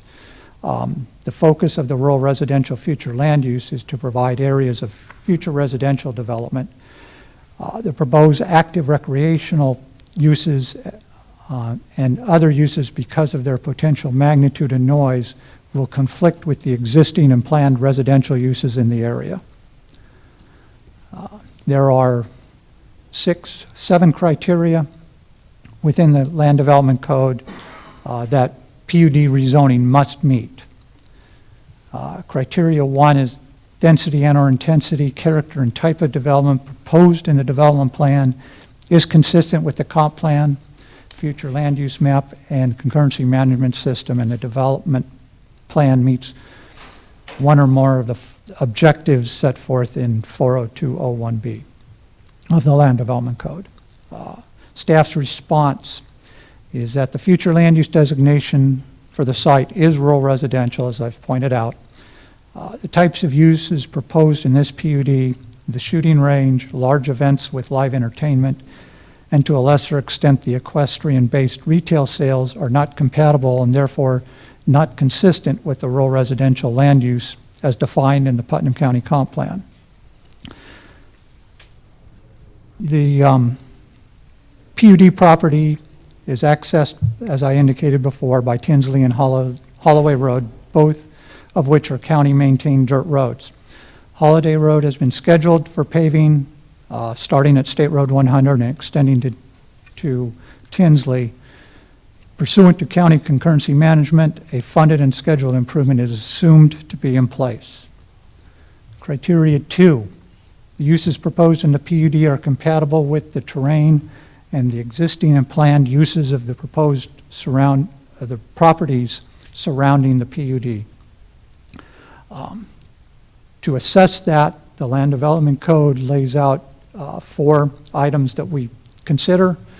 And they include adjacent, existing, and proposed uses, design of the development to avoid undue noise, odor, traffic, and other nuisances and dangers to abutting property owners, traffic circulation to ensure transportation system and streets are of sufficient width and capacity to serve the demands created by the development, and the density and/or intensity including type and size of structures and/or units height shall be considered to address compatibility.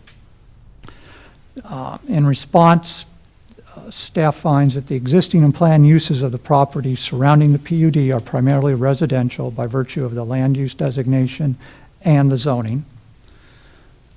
The applicant proposes to convert the existing pole barn to a pavilion, utilizing a variety of live entertainment and other uses.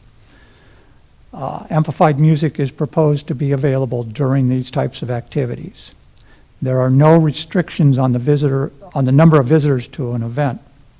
As I indicated previously, staff took the assumption that the only limit would be based on the available parking. And again, we analyzed it and assessed that approximately 200 vehicles could be parked on the area designated for parking. Tinsley Road and Holloway Road are presently both dirt. The outdoor shooting range is approximately 400 feet from an existing residential dwelling unit on the west side. Noise from the outdoor shooting range and utilization of the pavilion for live entertainment, which may include amplified music, staff believes is not compatible with the surrounding residential uses. The proximity of the location of the proposed shooting range to an existing residential unit abutting the PUD site to the west raises a question as to the design of the development to avoid dangers to abutting property owners. The potential traffic associated with a large event would adversely impact the existing county-maintained roads accessing the site. However, once paving of the Holloway is completed, there would be adequate capacity for the proposed use. Criteria 3, residential density of the PUD must comply with the density limitations for the land use category. There's no residential development associated with the project. A single residence for a caretaker is proposed in the PUD. This meets the density limits for the rural residential land use category. Usable open space, plazas and recreational areas provided in the PUD must be consistent with the policies of the comp plan. The applicant has proposed adequate vegetative buffers and setbacks that are consistent with the land development code. There are no sensitive or environmental or historic areas on the site. Criteria 5, the site of the PUD must be suitable for use in a manner proposed without hazard to persons either on or off the site from the likelihood of increased flooding, erosion, or other dangers. The project would result in a minimum additional impervious surface. There are no likelihood of increased flooding or erosion dangers resulting from this project. Criteria 6, all uses permitted in the PUD shall have access to public streets either directly or by way of private road. The proposed, in response, the project, again, is accessed by Tinsley and Holloway Road, which are both county-maintained dirt roads today. Paving of Holloway Road from State Road 100 to Tinsley is scheduled to begin this year, and the proposed site plan has included an internal circulation loop road which connects the 18-horse trailer camping spots with the horse area arena. The internal roads are required to be constructed to Putnam County Public Works Department standards. I've touched on the dirt roads and as they exist today, and one of the reasons is if staff's assumption that based on parking you could have 200 vehicles out there, that would exceed, staff believes, exceed the capacity for the dirt roads. So until that paving is completed, Staff believes there would be an adverse impact on both Holloway and Tinsley, which would require additional maintenance if you had that type of traffic utilizing those roads, why they remain as dirt roads. Criteria 7, sufficient off-street parking and on-street parking for bicycles, automobiles, and other vehicles must be provided. As I indicated, the applicant has designated an area of approximately 1 acre in size for event parking. And the county LDC, and this is how we got, the staff got to the estimate number of vehicles. The county land development code requires 180 square feet for each off-street parking space. And you do the calculation, it comes out to an estimated 240 vehicles. There still needs to be some lanes, so staff, I guess conservatively estimated about 200 vehicles could be parked out there. There are no sidewalks, greenways, or bikeways, or transit stops along the perimeter of the project, therefore there's no need to provide such as part of the proposed project. Criteria 8, utilities and essential public services, including but not limited to sanitary sewer, potable water, fire, solid waste, and other services must be available. Potable water and sanitary sewer will be provided by on-site by a permitted well and septic system. The county landfill has adequate capacity to handle solid waste generated from the proposed project. Findings and recommendation. Staff finds that overall the uses proposed for the Patriots Ranch PUD do not meet the character of or are not compatible with the existing and planned residential uses in the surrounding area. The overall proposed uses are not consistent with the rural residential future land use designation in the area and therefore do not meet the requirements for the PUD zoning district. The Planning Commission considered this project or rezoning at its December 14th, 2016 hearing and recommended denial of the proposed rezoning from ag to PUD. Staff recommends denial of the request to rezone the 12.85 acres from agriculture to planned unit development. Any questions of staff? Thank you, Mr. Brown. Commissioners, any questions for Mr. Brown? I'm clear. Okay. I have just a couple, Mr. Brown. If you could, for a PUD would run with the land from now to perpetuity, correct? Right, yes. Okay. So no matter who owns it. Right. And you mentioned that cowboy shooting and some other items are allowed in rural residential. They're allowed, they meet the definition of active recreation, which an active recreation is allowed in rural residential. Now, pursuant to the comp plan. Right. However, in the comp plan does stipulate that although they're allowed, they need to be compatible with the surrounding uses, existing and proposed surrounding uses. Okay. And one last question. We all know Tinsley Road. Basically, this commissioner inherited it from my previous commission, and the board did also. And now finding out that it's going to be a lot more expensive to ever pave Holloway from 100 to Tinsley to the tune of almost $5 million. And we just don't have that kind of money for that. Would your recommendation have changed had that road been paved? Because you mentioned that it would accommodate 200 trips, but the parking was an issue. Would your... Well, if it was paved, staff would not have an issue with the transportation. Okay. I don't want to say it would change the overall recommendation. Okay. If it was would've just changed paved, that it could component. handle, as a collector, which it would be designated, it could handle that many trips. Well, thank you, Mr. Brown. I appreciate it. Any other questions? All right, seeing none. Mr. Cuneo, if you'd like to make your presentation, sir. Is your computer still down? Mr. Cuneo, if you'll give that to Tony, she will get those to us, please. Some of them are working, Mr. Cuneo, and some of them are not, so.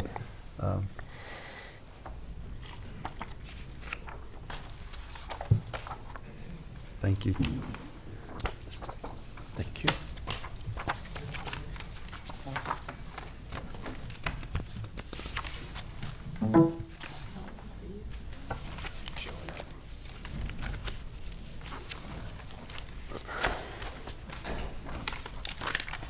Your mouse is not showing up over here. Here comes the technician. You get it? Continue that scan.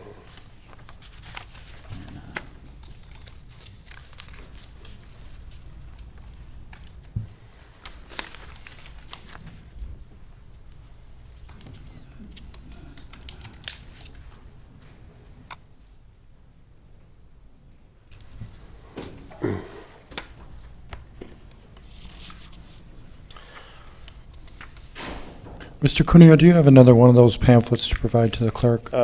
Yes, sir, I can. Thanks. All right, good afternoon, Commissioners.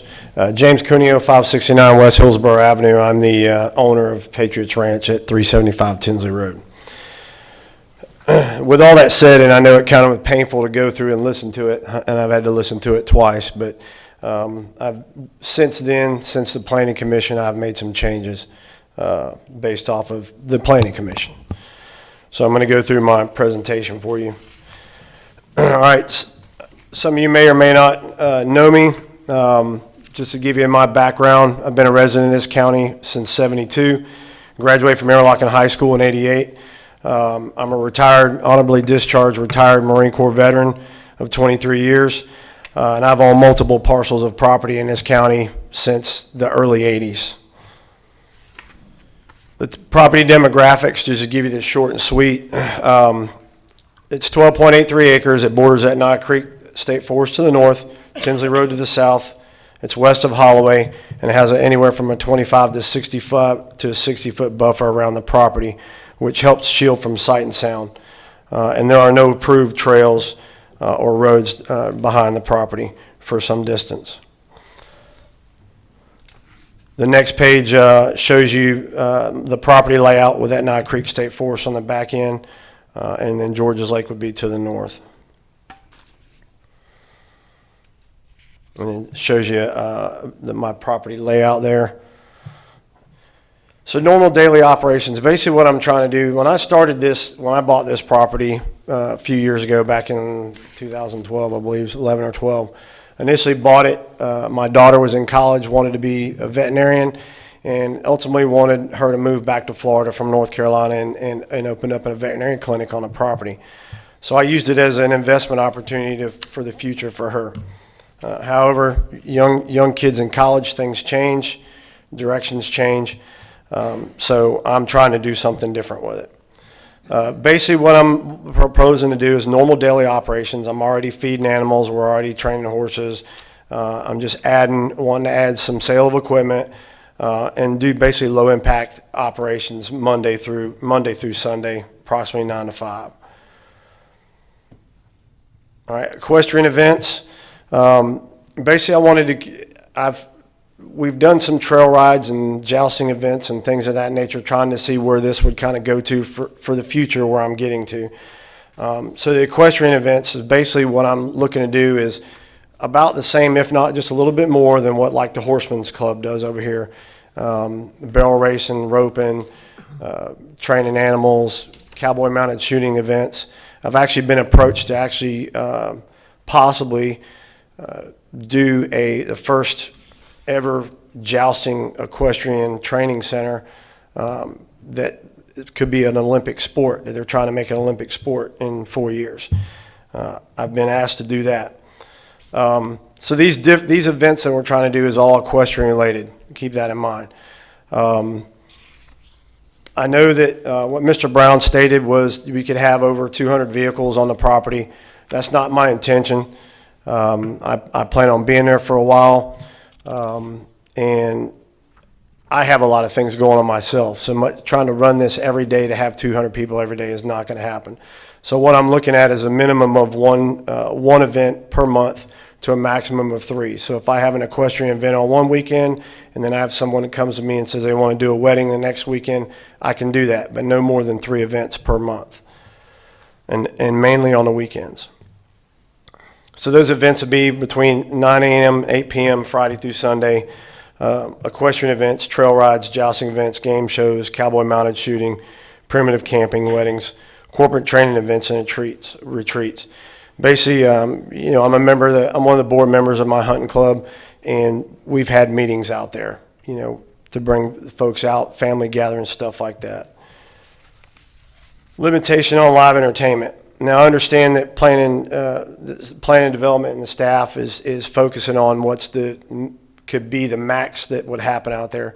When I'm talking live entertainment, I'm strictly keeping it to DJs for wedding events, not having any concerts out there, anything like that, because I know it is intrusive somewhat on the neighborhood, but that's why I'm putting these limitations on it. So there'd be basically adhering to the sound ordinance and no concert type events at all, just the DJs for weddings. And then it would be limited to Friday, Saturday, Sunday at the time stated, 11 to 11 on Saturday and 11 to 8 on Sunday. All right, and then there just shows you a little bit of a better layout of the entrance off of Tinsley and the exit off of Holloway and what have you. All right, with the Planning Commission and working with Mr. Brown on the planning and development, I understood right off the bat that the gun range was going to be a problem. Okay, I knew that. People shoot out there all the time. I was trying to do it in a safe environment. I am a retired Marine. I've trained thousands of Marines worldwide and sailors in shooting. So it's not like what I was proposing was just any idiot getting a range together and going out there and shooting. I have vast experience in weapons instruction. I used to teach in my previous job, teach law enforcement officers in discretionary shooting. So I know how to shoot.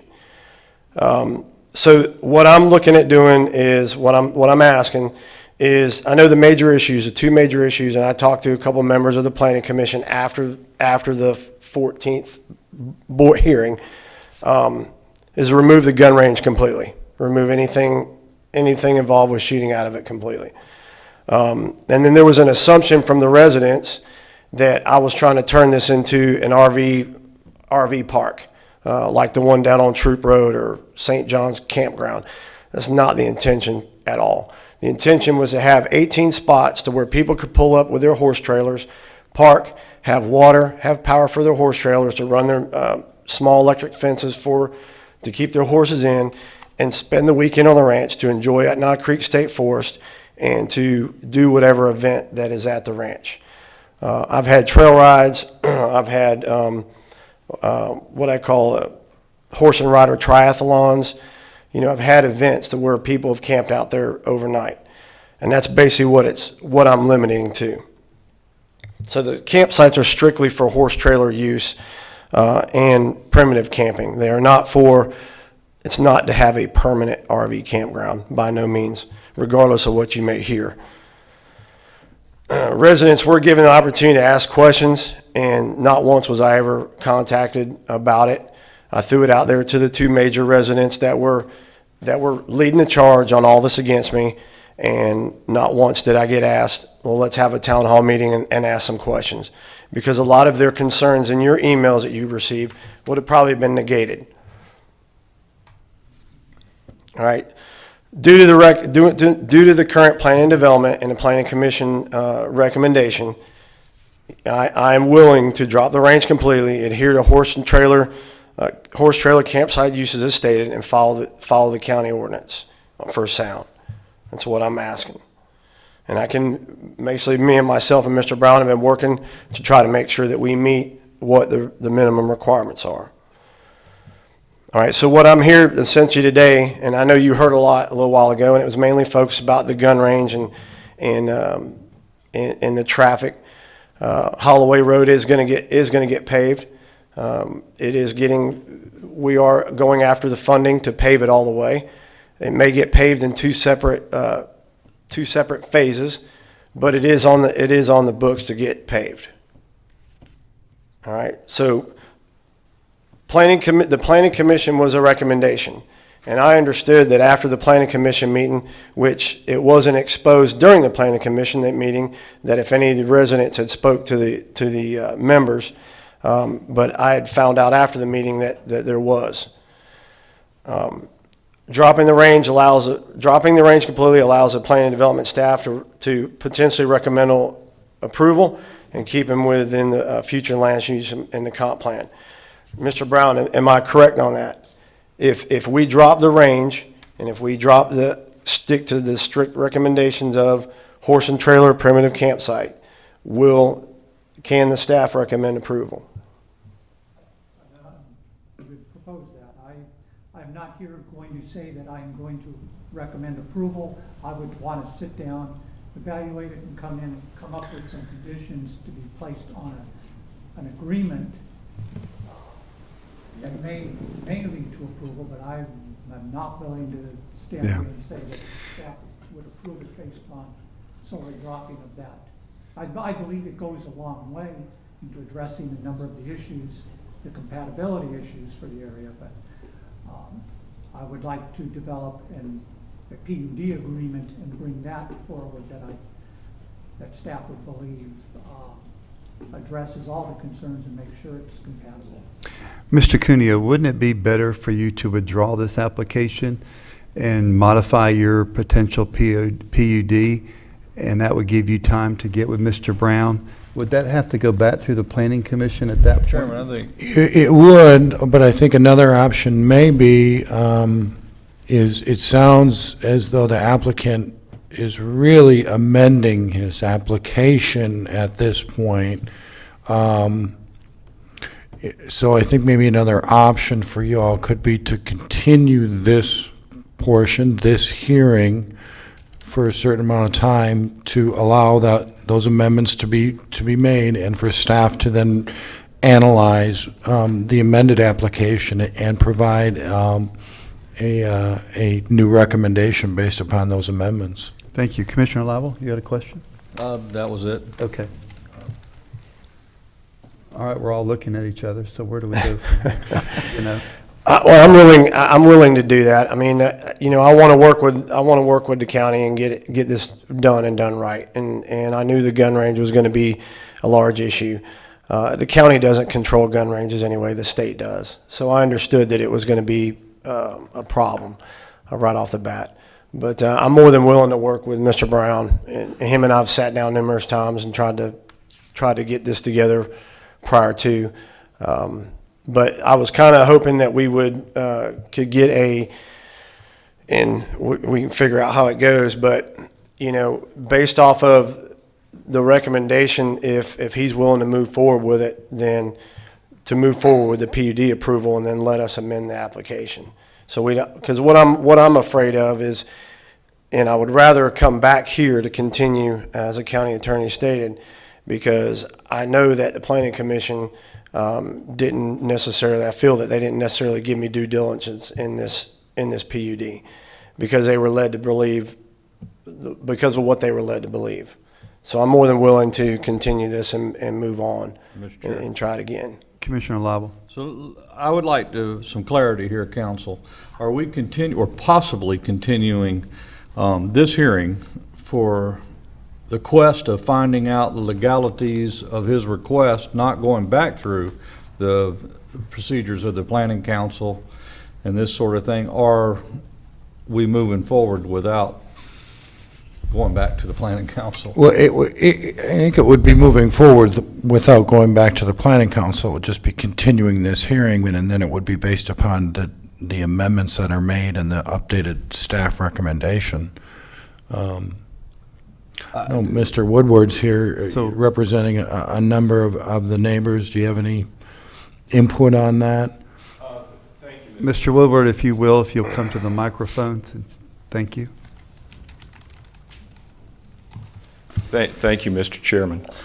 Well, I tend to want to defer to Mr. Brown's thinking on this matter of procedure in the area that's essentially under the procedural governance of his department, but certainly my clients, and I think the other members of the public, although I cannot really speak for them, would like to see this amended application start over, get a fresh look by everyone, including the members of the public, including having it reviewed by the Planning Commission once again, and just go through the whole process. And I will say, Mr. Chairman and Commissioners, that my clients, and I suspect other members of the public who are here today, would really wish to be heard before this matter is continued, because we certainly have concerns to bring before you that are not limited to the gun range and the other modifications that Mr. Cuneo has verbally indicated that he would make. Mr. Attorney, we need some guidance here. Well, I mean, I think we can handle it as an amendment and continue the hearing. And I do believe that that will provide for a hearing in the future date. So the individuals that wish to speak on it will have that opportunity to do so. And really, it's going to depend upon what the amended application looks like. We'll determine whether or not, folks are interested in pursuing that or presenting an opinion one way or another. I think there is also another option, in that the applicant can withdraw his application at this point and submit a new application, and that would begin the process anew through the Planning Commission. So I think there's a couple of options here. Would there be an additional cost for him to go back through the whole Planning Commission and? Well, I think there would be, Mike, right? I believe if it was withdrawn and restarted, it's like a new application. Okay. Yeah, I'm not willing to do that. I've already spent $1,600 on this, so. But go ahead, Mr. I mean, if the amended application is just taking away what's being asked, so it's basically the same thing that the Planning Commission heard, with the exception of certain things that have previously been asked, I don't see a procedural problem in continuing this with an amended application. Now, if the amended application were asking for something new that wasn't reviewed by the Planning Commission, I think that in that situation, it would have to be a new application. Okay, Commissioner Lobby, you have the floor. Yes, Mr. Manning, so what we're hearing from Mr. Brown in the Planning Department is compatibility. Does this operation, is it compatible with these residents that are here today? Now, to shape that or to get a consensus, we have to hear from them. I don't think it's fair that we move forward with the applicant's request, and this is out of respect for you too. You need the consensus too, Mr. Cuneo, so I think they should be heard. And you can certainly do that. And to help shape. I mean, you can certainly, you could do that, and then at that point, if it's this board's desire to continue to allow the application to be amended, you could certainly do that. So we use the word continuing as a future date, not as of today. We will continue with the process today, and then we can continue it on another date. Is that what I'm hearing? Yes, exactly. You're just basically rescheduling the hearing. I mean, you can certainly accept all the witness. I want to reiterate, I heard clearly Mr. Cuneo say that these residents had not approached him. They're all in a room today, and I think this is a fine time for them to approach him. I attend. That helps you shape your consensus if you were to move forward. And I will tell you, I did, during the plan, and that's why a lot of this got amended, because of the actual Planning Commission and, what was said by the residents. Well, here's another shot. Gotcha. You made concessions today that might please them, so now we're reaching that consensus, that compatibility. That's what we're here for. Understood. Okay, so I'm understanding we're going to continue today's hearing, and then we'll continue it to another date. Is that what are you done with your presentation, Mr. Cuneo? Yes, sir, pretty much. Okay. I'll say this. Not really. I got about 3 more slides just to give you a little bit. That's fine. Please, hang on just a second, Mr. Cuneo. Yes, sir. Commissioner Pickens has a And question. we can do this after, but I still am questioning why the planning commission would not be involved in the process again, because I served on that committee for 3 years, and I felt it was a very important position to be able to look at individual zoning cases, PUDs, whatever they may be, and gather information, have a meeting, hear from the applicant, hear from people for it, people against it, and then make my determination as a member of the board and make a recommendation to the commission, which has been done with that particular information. And then the information, we're modifying it or changing it, whatever. Where does that leave the opinion of the planning commission? I feel that they should be involved.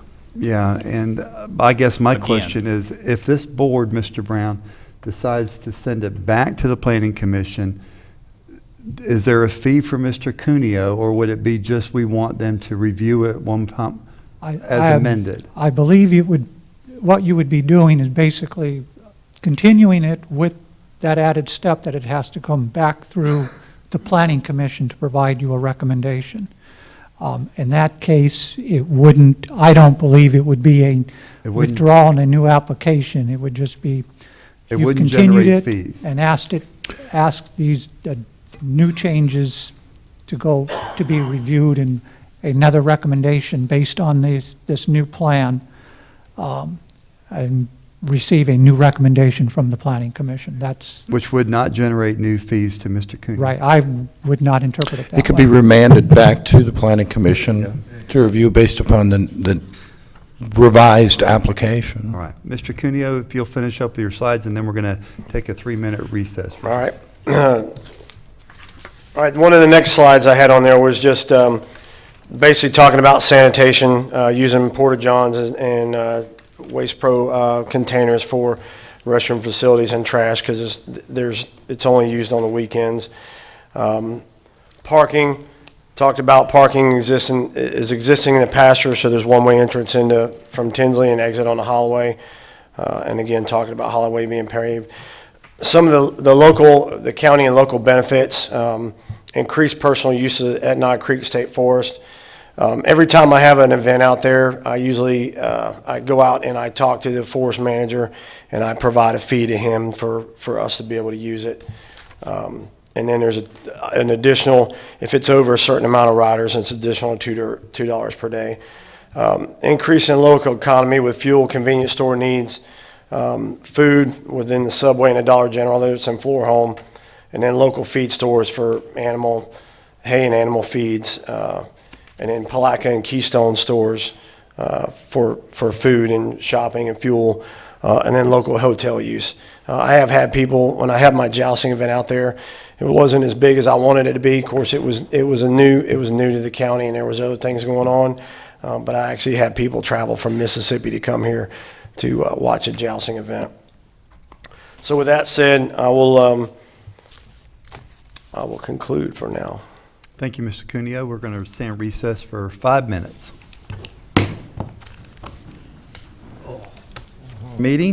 Call our meeting back to order, 11:56. We are waiting on Bill. I'm sorry. Excuse me just a moment. We'll wait for Commissioner. I thought he was over there.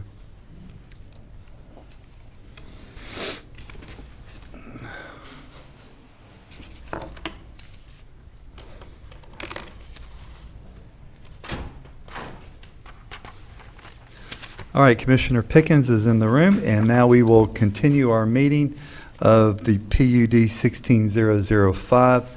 We have heard from Mr. Cuneo, and now it's going to be anyone in the audience that wants to speak in favor of this current PUD, please come to the microphone. Speak in favor of the PUD, please come to the microphone.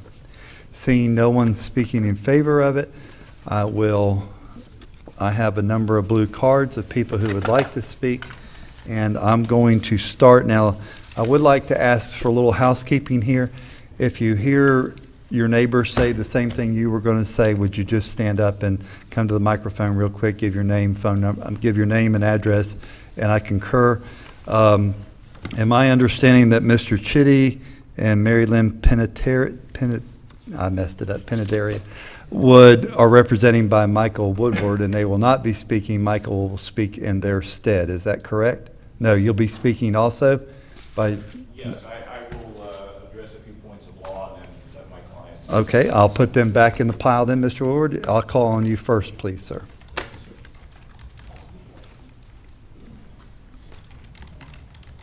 Will anything bad happen if I close this computer so I can put my notes? I don't think the world will end at all. So, yeah, let's try it, and doesn't look like anything. Mr. Chairman, Commissioners, Michael Woodward, 501 Atlantic Avenue, Interlochen. I'm here today representing Bill Chitty and Mary Lynn Piantanita. She will get up here and correct both of our pronunciations shortly. I like your pronunciation a lot better than mine there. Yes. Can you do that one more time? I'm just... I wouldn't want to chance it. Okay. I have permission to use Solana. Okay. We are fully in support of staff's recommendation of denial. And the details of the staff report will show that there were many reasons for denial that were not limited just to the gun range and to the other activities that are now proposed to be withdrawn. I would argue that because of the rural residential future land use category, that we end up in a situation where this is not even a judgment call about compatibility, but that the uses being proposed are per se incompatible, categorically incompatible with a comprehensive plan, in that they are not uses that are allowed or in any way appropriate in rural residential future land use. Let's just emphasize that term, as staff did by underlining or italicizing it, rural residential. The existence of the rural residential future land use category in this county's comprehensive plan is an acknowledgement that we have in this county people who seek out a residential lifestyle that is not urban in character, one that is more quiet and peaceful, less hurried and harried.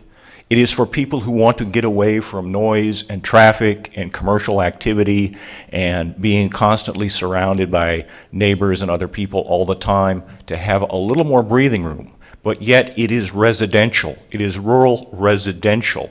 The rural residential future land use category privileges residential use above all others. All other types of uses other than residential that are allowed in rural residential future land use not only must be compatible with the primary use, the most important privileged use of residences, of residential use, but in many cases are required to actively support it. An example of a supporting use that would be allowed in rural residential would be a convenience store where the residents can come and buy milk or bread or something that supports their daily needs of residential use. That is not what we are seeing here at all. I'd like to point out some of the comprehensive plan's definitions of various types of land uses. The one that I have almost referred to here is neighborhood commercial. It's not a type of land use, it's a type of use. It's not a land use category. But in the definitions section, neighborhood commercial means commercial uses which serve the daily needs of contiguous neighborhoods. Neighborhood commercial uses include but are not limited to retail sales and services. So my convenience store was an appropriate example. Daily needs, not occasional needs, rare needs, extraordinary needs, but daily needs of contiguous neighborhoods. That means the residents who live around this use must be served by that use. The staff report engages in some analysis of whether one of the types of uses which are allowed in rural residential, neighborhood commercial uses would be a good fit for what is being proposed, and it is not. And we will offer further evidence of that. Mr. Chitty will be presenting a map of the contiguous neighborhood. It'll have some dots on it for where people actually live.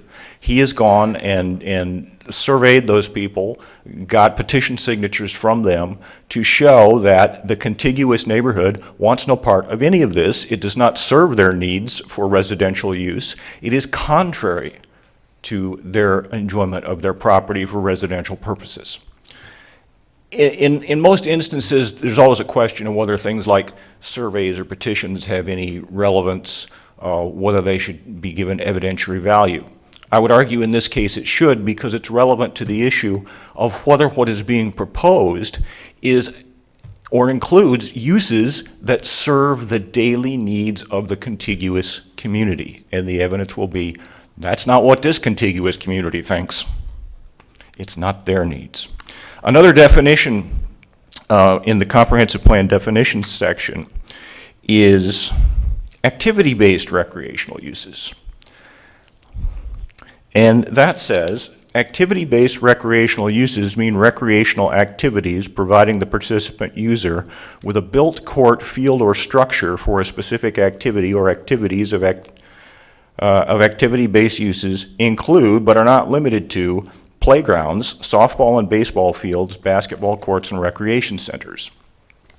And there was some discussion in the staff report about whether some, but by no means all, of the uses that are proposed for this PUD would fit within that activity-based recreational use category.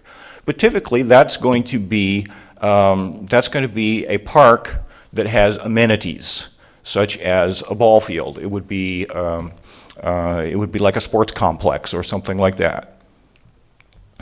So I would argue that's not a good fit either. There is another definition, rural recreational use, that is of interest. Rural recreational use means any commercial or non-commercial recreational activity which by the nature of either the customary operation of the use or the noise impact of such use requires that the use be located on a large parcel of land and may appropriately be located outside the urban area. Allowed uses shall include, but not be limited to, private nonprofit camps, racetracks, gun and archery ranges, off-road vehicle facilities, mud bogging, and motorcycle dirt tracks and courses.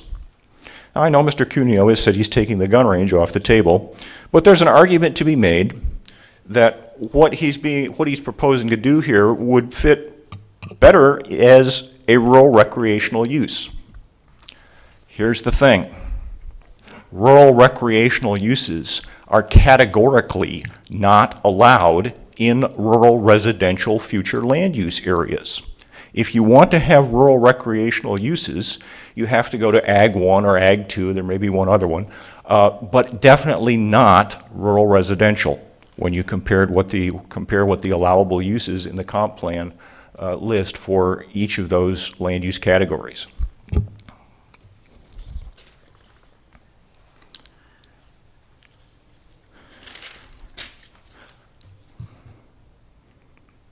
We don't think that the changes that are proposed to be made are going to result in something that is going to serve the needs of the residential community, that's going to promote and support residential use, that's going to protect residential use, that's going to give the people who bought their land out there and have built their lives around that quiet residential community the value of their land and of their lives.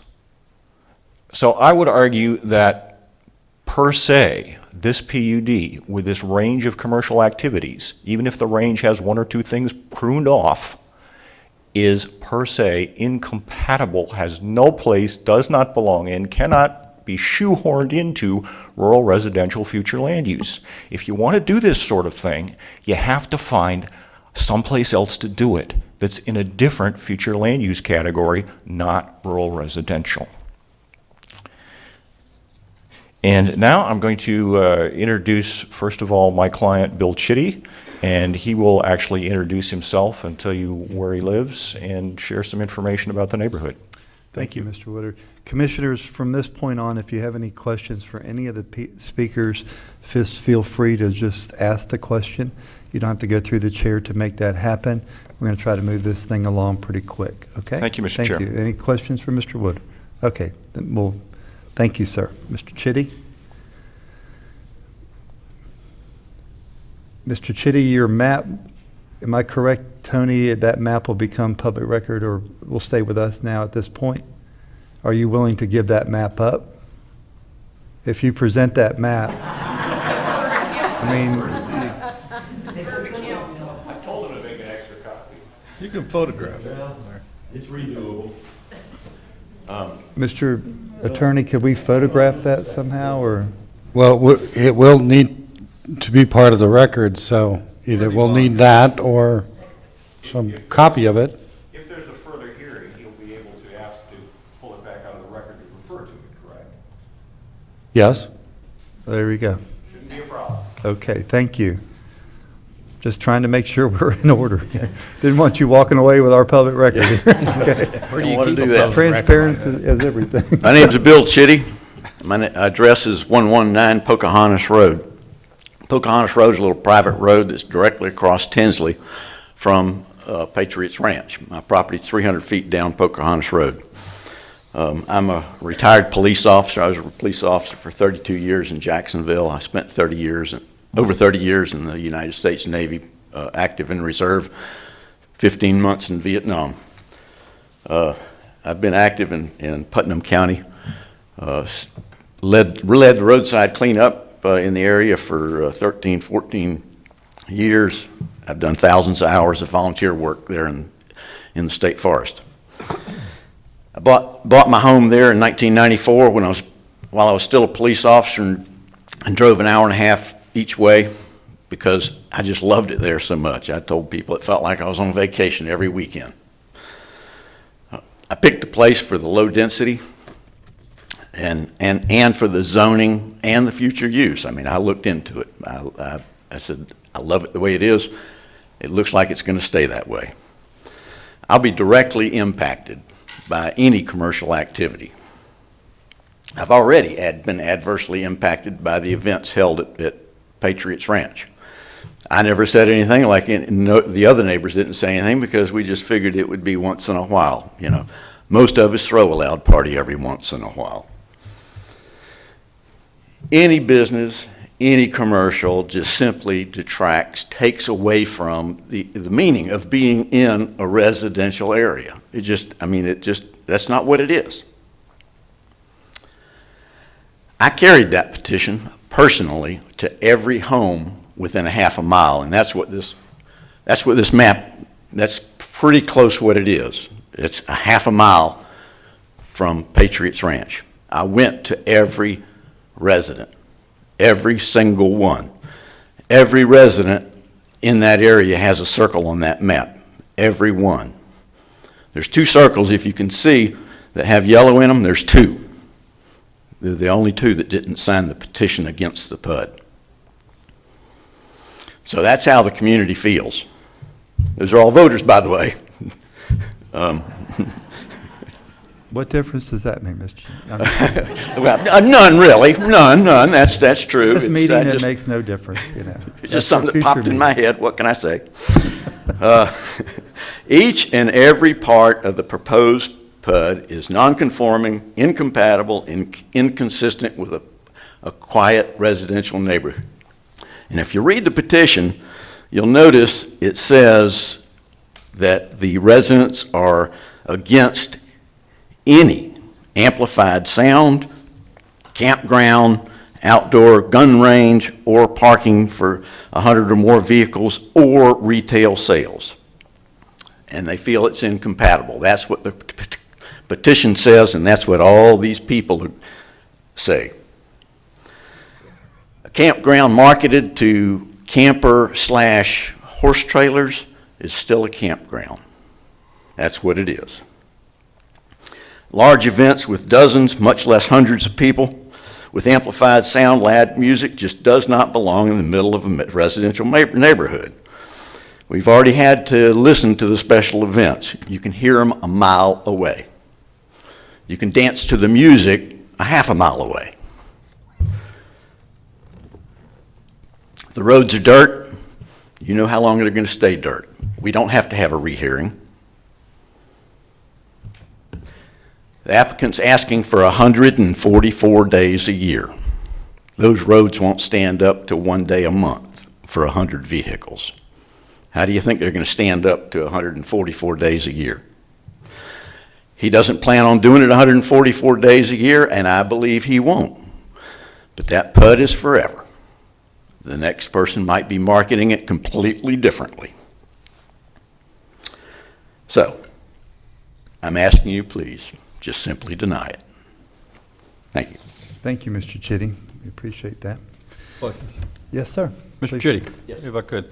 Boarding, you named all the activities. What did the neighborhood feel about boarding horses? Just boarding horses? Facility? I would, I can't speak for them, but I think the sense I got was nobody cares about boarding horses. Yeah. I mean, the prior owners boarded a few horses off and on, and I don't think it bothered anybody. no activities, just, Yeah, boarding horses. I don't think anybody would care. Okay. What about as a riding stable, where you could go out there and rent the horse My guess for the is day? nobody would care. Yeah, it's I just thought that I'd ask. one boundary that leads into the forest at Nine Forest. It would be an opportunity for equestrian-minded people to ride quietly, and I didn't want to shut the door on that. Quiet rides, as I say, I don't think anybody has a problem. But crowds, well, the fact of the matter is, gun range, no gun range, there's going to be shooting. People shoot, they do. Crowds, more shooting.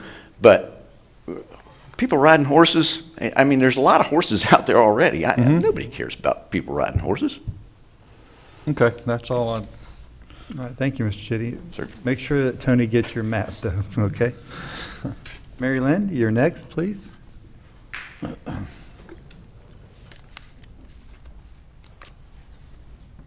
guess I should say good afternoon instead of good morning. I think we've crossed over here.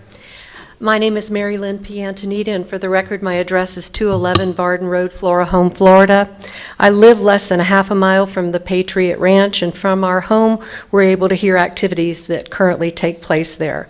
These have included large groups of people and associated traffic, amplified music late into the night, and the discharge of firearms. I'm opposed to this project because it will bring unnecessary commercial development to our rural residential neighborhood. I bought property and moved to Flora Home 36 years ago, shortly after I graduated from college, and I began teaching in the area. I chose this area, and specifically this piece of property located on Falling Branch Creek, for its quiet rural beauty. We enjoy wildlife, nature, very little traffic and noise in our community. And over the years, we've built our lives here. We've invested significantly by building a 2-story brick home and a workshop.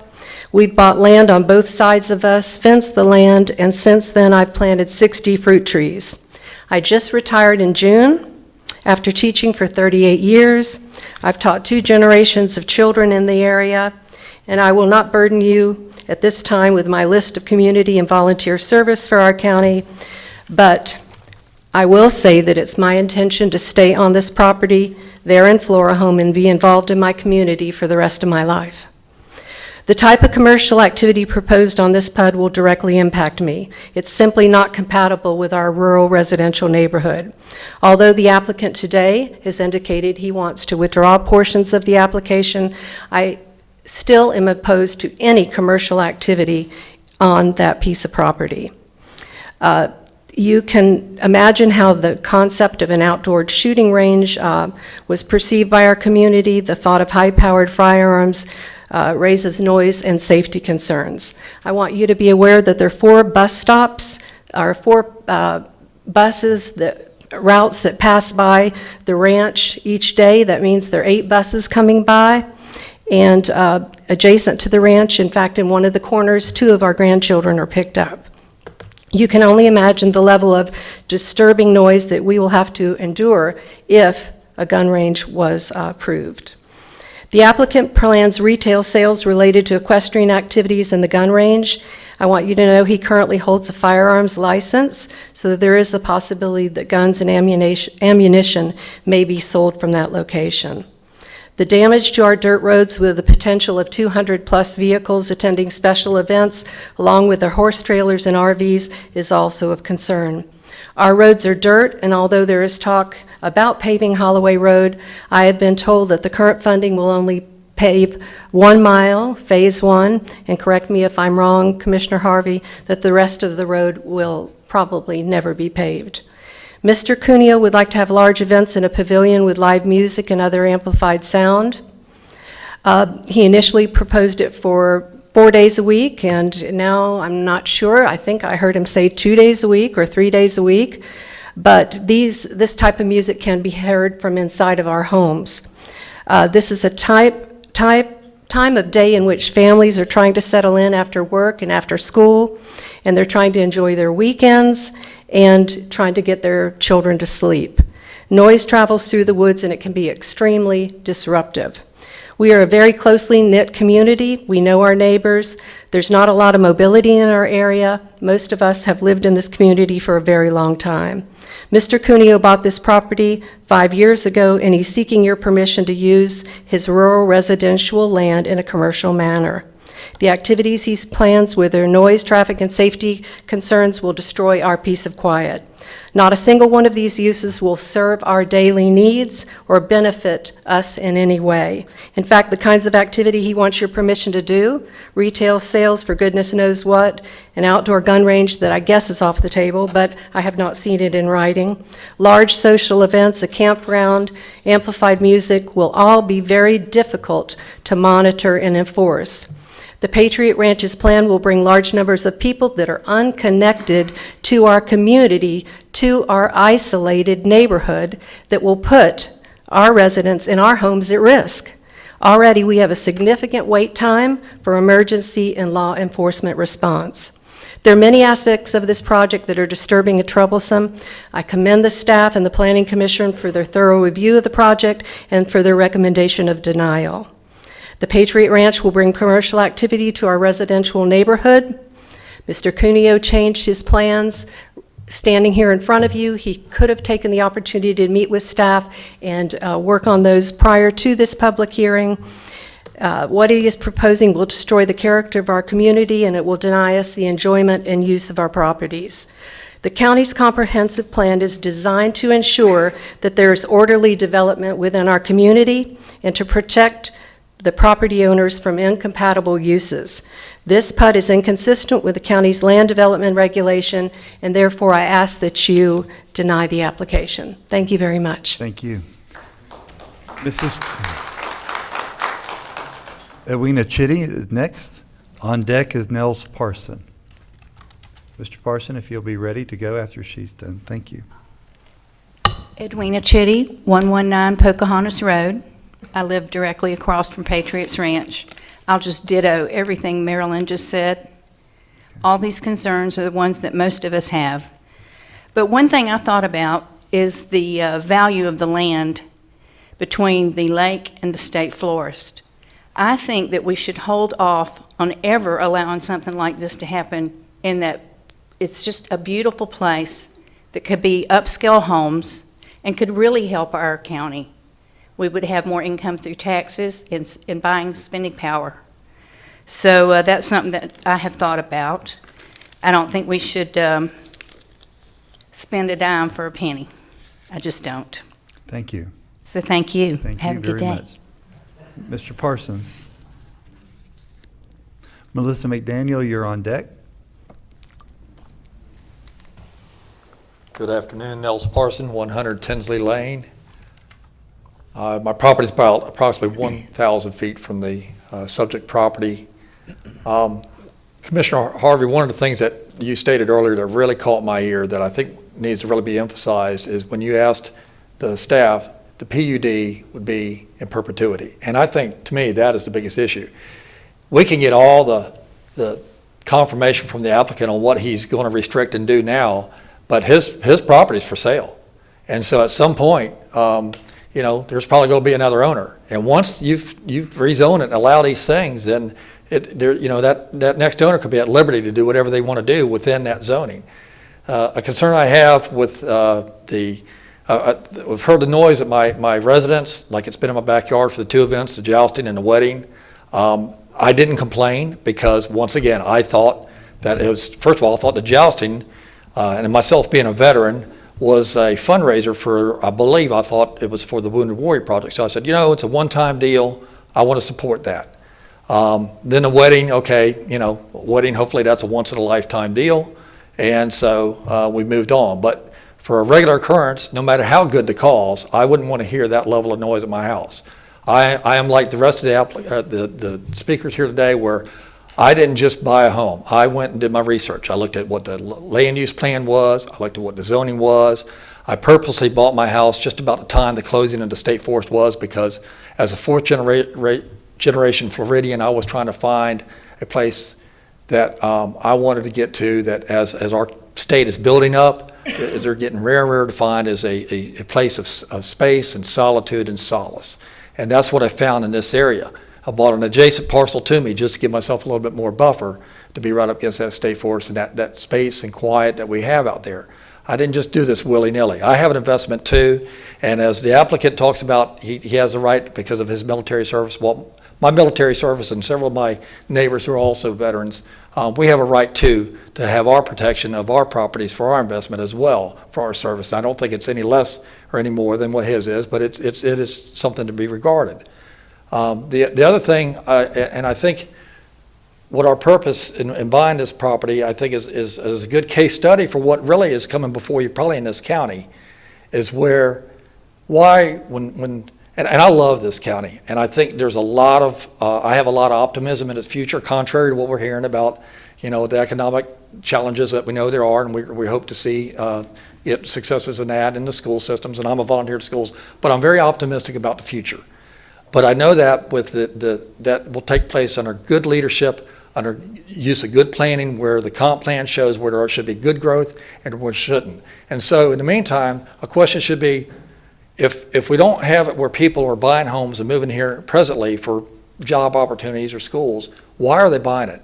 And I think the case study you're seeing out there with us is the very reason why people would do it, because they want to find either a place that the surrounding counties can provide, as far as either a small community environment or a place of a natural, quiet place to live. And so that's the investment we made. And this type of activity, whether or not this particular owner will do it or future owners, if this gets rezoned, will be an impact to that. We need to make a statement here now that we're going to protect the rights of those people who are buying homes in this county, to make sure that that investment is protected. The concern I have with particularly the RV camping is, even though he's not planning on it being more than equestrian, I manage a piece of property in another county, and there was adjacent land next to that property that put in a campground. And unfortunately, there was no enforcement for length of stay and all that there. So the next thing you know, there is permanent RVs in there, and basically what in essence is a substandard trailer park that none of those residences are contributing to the tax base. That's something we definitely don't need in this county. We need every residence that we can have in the future to be able to contribute to the tax base. So we need to make sure that that is part of the planning that takes place. But once again, I want to reiterate, this PUD change, so they can go back in front of the planning commission for all that this current owner wants to do. And if he makes assurances, that's fine. But once the zoning change has been made, then that's leaving the door wide open for future owners, and there will be no assurances we have there. So I want that to be a major part of the consideration of this board today. Thank you very much. Thank you, Mr. Parsons. Melissa McDaniel. Next on deck is Michael McDaniel. Thank you for giving me this time to speak. My name is Melissa McDaniel. I live at 145 East Corbina Way, within a half mile of Cunillas Ranch. I've lived in Florida Home since 1984. I've lived in Plaque all my life. I'm out there for the tranquility of it. I live 4 miles down a dirt road, and I welcome all of you to come look at our roads. I'm sure you've heard about them. I know Mr. Harvey has. I drive 25 miles to work every day. I go out there, I live out there for the sights and sounds of nature, for the peacefulness of it. I do not feel that a horse camp or a nightclub style or the gun range, which he says he's not going to have, I understand the state regulates that, not the county, is suited to our neighborhood. In fact, no PUD should be allowed in our neighborhood. Alcohol and ammo do not mix. Yes, we have tolerated loud music in the past. Again, we're being good citizens. We just trying to be good neighbors. I do not feel the PUD should be passed, for if no other reasons, our roads cannot support it. You will hear that Holloway is supposed to be paved. It is to my understanding, and Mr. Harvey, you can verify this for us, that it's going to cost $5 million to continue the paving. Quite a bit. Which I don't see Putnam County doing that. Approximately 1 mile of Holloway will be paved. It will be the other end of Holloway. Tinsley also is in poor condition. A school bus ran off the road just the other day. Anytime there's a rainstorm, both are in need of a repair. This is normal traffic. If the 100 cars from a wedding or 18 RVs down that road would be in serious disrepair. This is not going to create any jobs. This is a money grab from the owner. The ranch is currently up for sale, and it will triple the amount that he originally paid for. Granted, he did make some improvements to it, but I really feel like that once this PUD is set in place, the future owners can do whatever they want. Thank you for your time. Thank you. Thank you very much. Mr. McDaniel? Next on deck, Gary Hyatt. Gary Hyatt, be ready.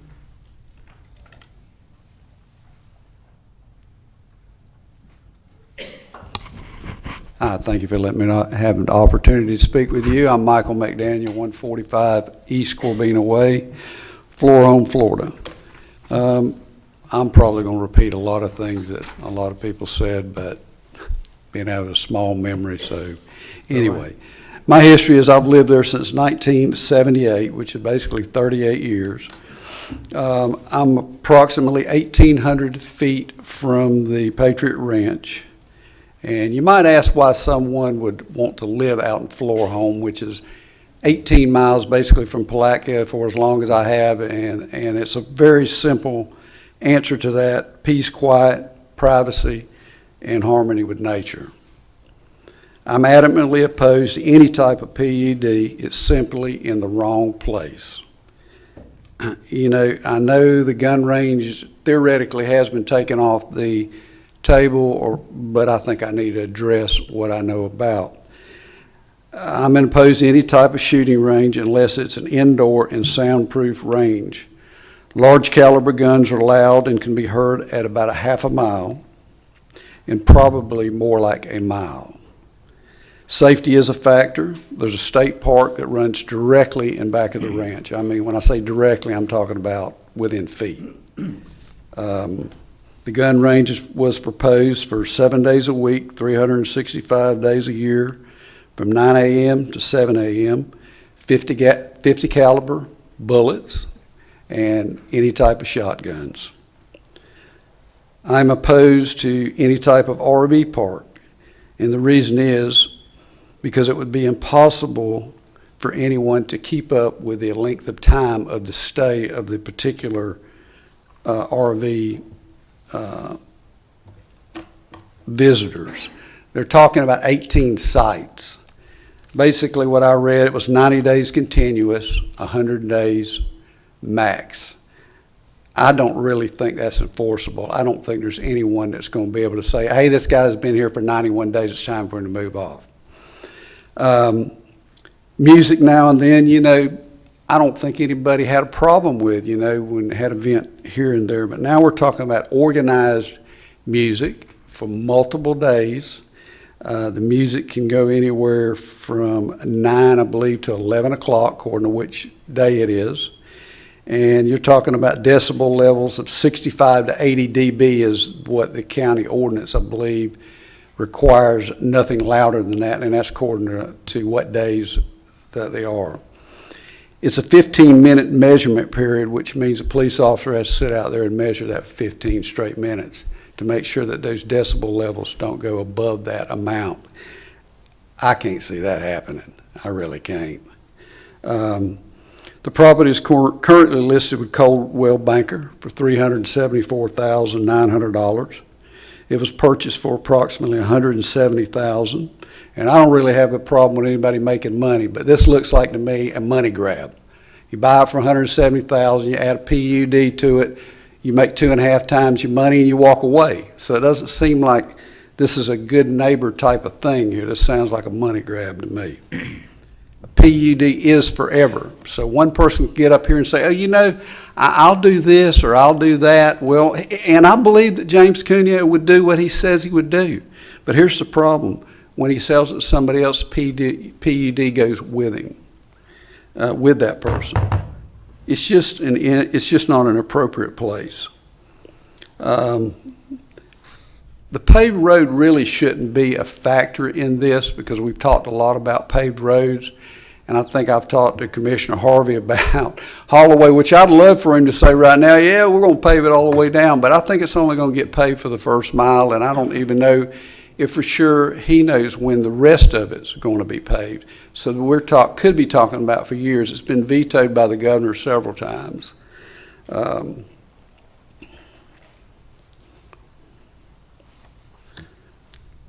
There's 2 roads that access this property. It's Holloway Road and Tinsley Road. And both of those roads, basically, in the years that I've been there, I've seen Holloway Road out for multiple days, completely out and impassable. Now, luckily, Tinsley Road does seem to remain open, but sometimes it's a very hairy situation, very muddy. I can only imagine what it would be like if we had a 200, 250 car event with a major rain event. It would be a disaster, really. You just might as well go ahead and start calling some of your trucker, your towing people and to fix that.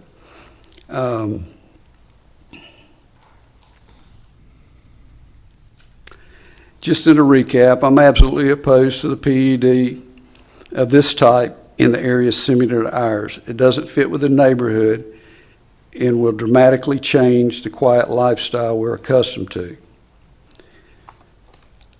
I think, you know, that we should, we've been through the process. I really think we should consider, we should have the privilege of an up or down vote on this, either a yes or a no.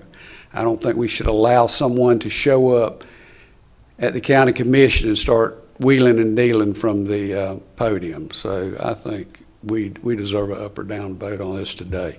Thank you. Thank you, Mr. Medina. Mr. Hyatt? And next on deck, Mimi Collins.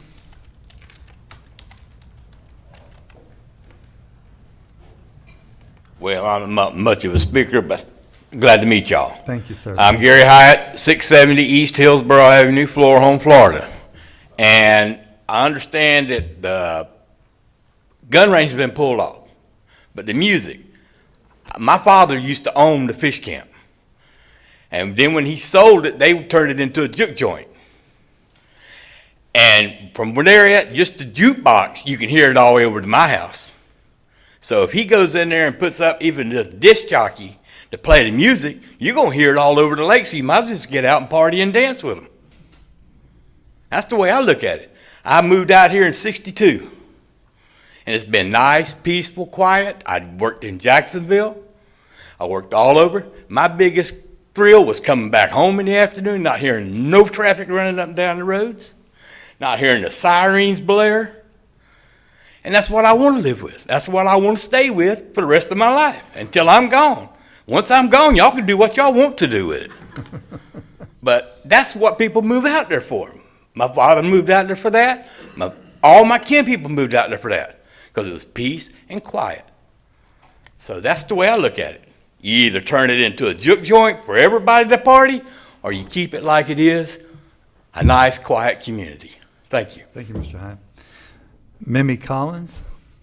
Next on deck will be O.C. Leanne Wilson.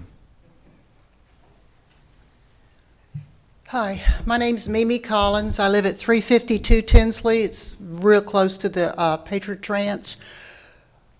My feelings are a lot what you've already heard expressed. I just want to let you know, my husband and I moved out here about 13 years ago from Jacksonville, and originally the property was just going to be a weekend place, but almost from the very beginning, the peace and quiet, the nature. We just fell in love with it, and we just had to move out here permanently, which is what we did. My mom moved in with us 5 years ago. She's 93. We spend a lot of time outside working in the garden. The peace and quiet is what we came out here for. We walk on the roads because there's no place else to walk. And it's, you've heard about the dirt road, but there's no traffic out there, and it's safe. And that's what we like about it. And I am just totally against any kind of commercial development, whether there's a gun range or not. That's really not the most important thing. I'm against any kind of commercial development in my rural neighborhood, and I ask you to vote against it. Thank you. Thank you, Ms. Collins. Ms. Wilson, and next on deck will be Deborah Peavy. Well, good afternoon now. If you'll pull that, you can pull that microphone down for you. There you go. Okay. Well, good afternoon, and my name is Zosie Luann Wilson. I live at 1006 Coral Farms Road. I bought my land in 2001 with the dream of running a stables, giving riding lessons.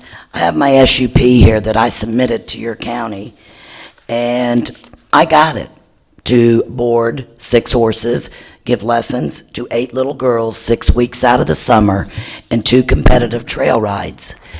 I had one neighbor that disturbed. He has 20 acres, I have 11 and a half. I have a 40-foot to 20-foot tree buffer between us. And they decided after a few rides it disturbed their lifestyle. I have a couple of pictures here I'd like to submit for y'all to look where my ranch is versus Mr. Cuneo's, because my SUP was taken away a year and a half later. Went before Judge Terry LaRue, the county had Russ Castleberry, I had John Key. Cost me $26,000. And it was taken away. 7th District Appellate Courts agreed with it. A year later, someone was retiring, overturned it. The county stood behind me. I'm all for horse activity. It's one of the most wonderful things in the world. I've been to Mr. Cuneo's ranch many times. For his jousting, very few people showed because it was $35 a person. The horse industrial is having a hard time today with the cost of grain. I realize that. I have many friends that do mounted shooting, trail rides. Cedra, Southeast Distance Riders Association, ran 13 rides a year. It's on my special use permit that I was going to have 45 horses. I was allowed no more than 80 people, and I had to have an acre and a half to park trailers and had to have my cars separate of spectators. That was the law in 2006 and 7. Since then, my boarders were my boarders that built Mr. Cuneo's barn. They had to leave my property. They had the piece of that land that was not zoned agriculture. They had to go to the county and get it rezoned agriculture. They spent a lot of money and time to build that beautiful barn. As many activities as they tried, they weren't making money. I agree it's hard to do today.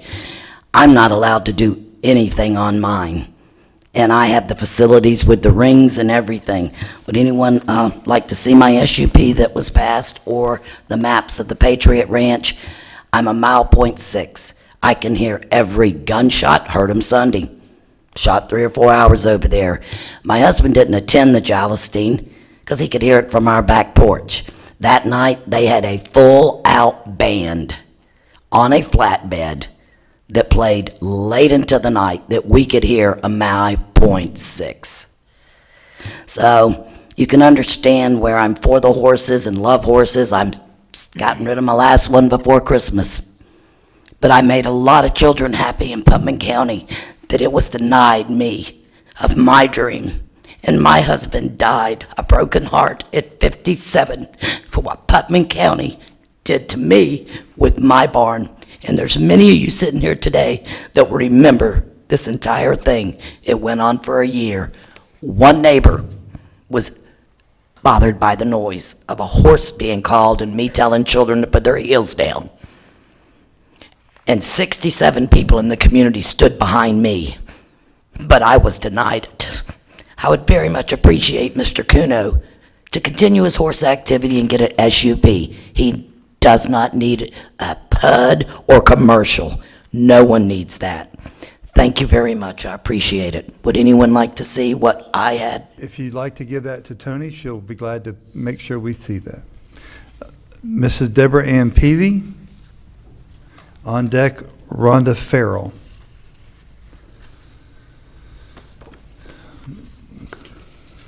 Yes, hello, I'm Deborah Peavy. I live at 148 Martin Street. I moved out to the area to retire because I wanted to live in a nice, peaceful place. It is a very special place. It's very quiet. You can hear the woodpeckers knocking. You hear the owls mating in the trees right out your door. Yes, I ride horses out by Patriots Ranch. It's a great riding trail all in the woods. They're over there near the state park. But if you put a gun range there, it sounds like fireworks and it will spook our horse and throw us off. When I first moved there, there was nothing but goats. Now there's nothing but horse communities because it's a great place to ride. We don't want our roads paved. Paving the roads, pave your roads in Palaca. They need them. We're 30 miles out. We don't need paved roads. All that does is just bring the rain down and wash our land away. So we don't want the paved roads and we don't want the PUD. And thank you and have a good day. Thank you, Ms. Peavy. Thank you. Farrell, Ms. Farrell? Who is this? This is Rhonda Farrell. I would like to, Mr. Charlie, please, the sound is very bad in this room, so if you're going to talk, just talk to us and not each other. Thank you very much. I'm Rhonda Farrell. I live at 110 Eagles Nest Lane, Florhome, Florida. I'm less than a mile away from the ranch, and I was gonna say I concur. I do concur with everything everybody has said so far. I am a third generation on my property. My son is fourth generation, and my grandson, who lives on my property, are fourth and fifth generations. We have been out there forever. We don't need the added trash from these people being thrown all over our roads. We don't need people racing up and down our roads. I did have a bad problem with the gun range. Mary Lynn's right as far as the buses. There is a special needs bus that comes by there too every day. It stops at my house. And that was my main concern last time, was the fact that the gun range, and I have an autistic grandson that lives with me, and he has a bad sensory problem. You raise your voice, he goes off. So to have like the gun range or to have the loud music at night, it bothers us. That's my daily life. I don't need more added stress on me. And I'm home all the time. Most of these people here are home all the time. You know, that's our homes. That's where we live. We don't need something that's going to do gun range, people coming down our roads, camping out there. We already have to watch what we have on our properties as it is. We have to lock everything up. We don't want to have to just, mount cameras everywhere to keep people from coming on our properties. That's my concern. You have extra people out there. You don't know where they're coming from. You don't know their walks of life. You don't know nothing about them. And we all are out there because we want to be out there. And we do not need this PUD out here at all, because it's right. It is for sale. It follows a person who buys it. So that was my thing. Thank you. Thank you, Ms. Farrell. Mr. Darrell Farrell. And next is Douglas Brantley. Good afternoon, Mr. Farrell. Good afternoon. Darrell Farrell, 110 Eagles Nest Lane, Florhome, Florida. I concur very much so with the previous speakers. Any PDU issued on this property will ultimately affect my quality of life, me and my family's quality of life. I know you mentioned about not having a problem with horse riding. I don't have a problem with the horse riding, but the roads out there, we just talk about cars going up and down the road. Think about the additional maintenance from these vehicles pulling these trailers up and down the roads. Like I said, I fully support everything everyone has said prior to me. I just want to bring that in addition.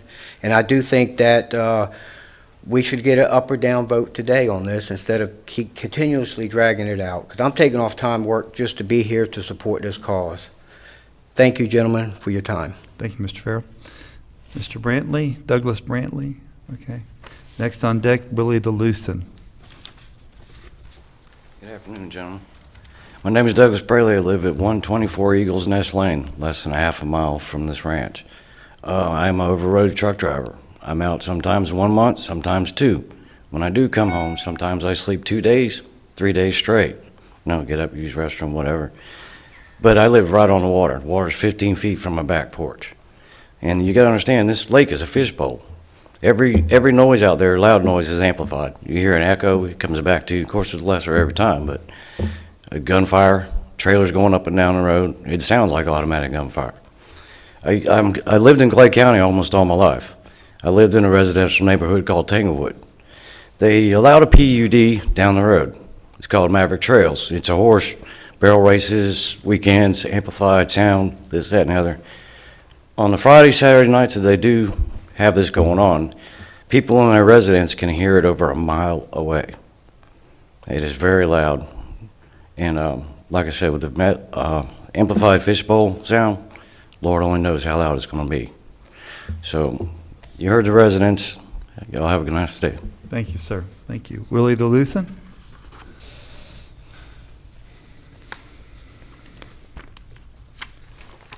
Hi, I'm Willie Thelozin of 129 East Cowpen Lake Point Road, Hawthorne.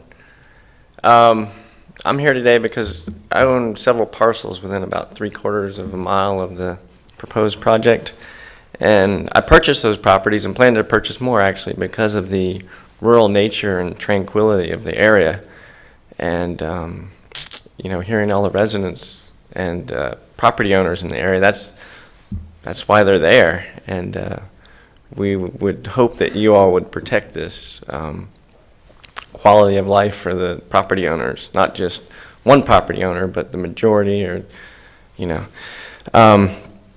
so I'm in support of y'all making a decision today because we're all here. We have to take time out of working and other obligations, and just dragging it on seems very unfair to the community.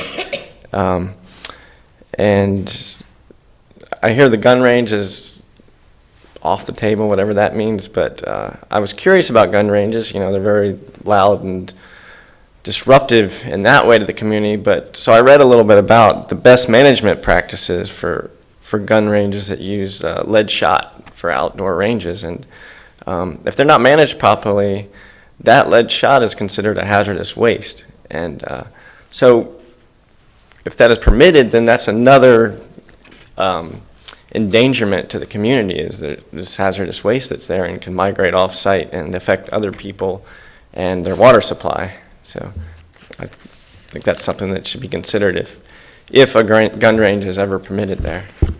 Thank you. Thank you, sir. All right, is there anyone in the audience really briefly that has not had a chance to speak that would like to speak? Very briefly, sir, please come up. State your name and address for the record.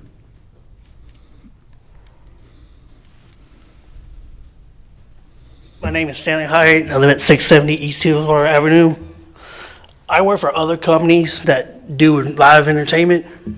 I've also worked at the Blue Crab Festival doing security there, and we have people complaining all the way in Crescent City about the music. So you just know how far Crescent City is from here.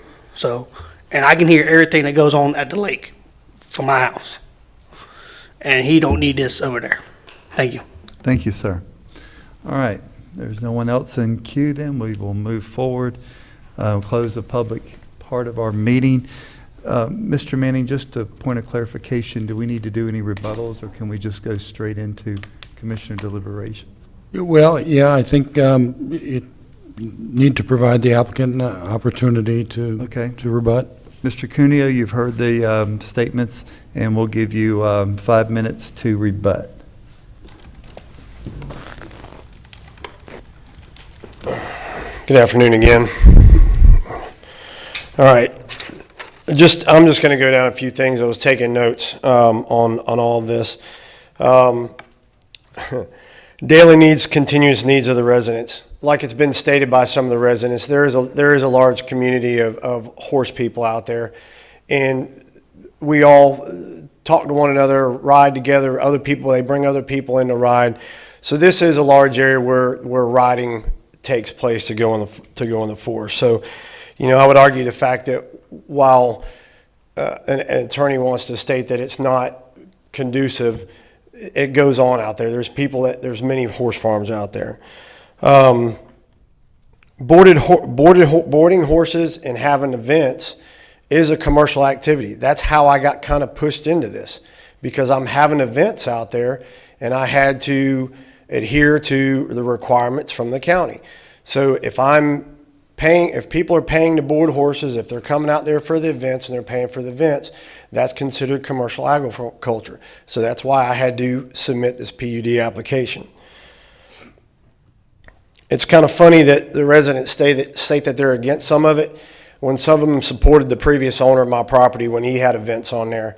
I know there was one time that the field that I'm proposing parking had 20 or 30 horse trailers in it because they brought a big name horse trainer guy out there for them to do. So all that traffic on the road, nobody complained about it then, but because I'm trying to do this, they're going to complain about it now. Okay, some of the residents here have even paid me for services, pony parties, whatever. They've been on my ranch. Some of them even have provided music for weddings that I've had on the ranch already.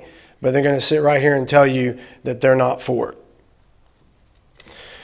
I did meet with the staff prior to this. Matter of fact, Mr. Brown and I met last week to discuss how we needed to handle this coming here today.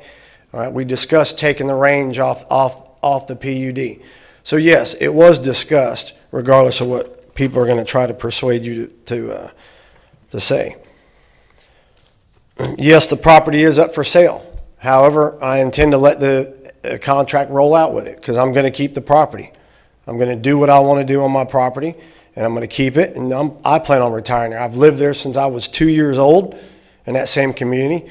Matter of fact, the store that Mr. Hyatt talked about, my parents sold it to his parents. All right, RV stays for 90 and 180 days consecutive. That's the code enforcement regulation for RV campgrounds that are not, or RVs on property that's not a campground. Okay, that has nothing to do with this PUD. This is horse trailers. This is equestrian events. Not much different than what Horseman's Club does, what I've already stated. One neighbor got up here and stated that she had her SUP taken away, okay, by a neighbor that was basically harassing her and causing it. Well, you're seeing exactly that right now with me. I'm trying to do equestrian type events out there. I'm trying to provide another means of income for my family and provide people to enjoy the forest, board horses, take care of my own animals, and it's the same thing. It was mentioned about additional trash and racing on the roads. I myself am the president of George Lake Community Association. I'm also the president of the Volunteer Fire Department. I'm also the assistant chief for the fire department. I'm the one that helps get community involvement when we do our annual cleanup. So that annual cleanup that the previous young lady was talking, I will be at that meeting.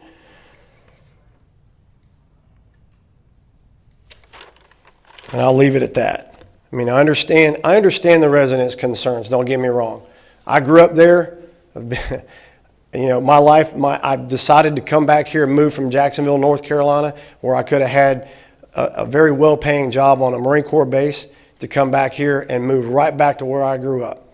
I love this community. I'm very involved in volunteer work and everything from my community, just like others are.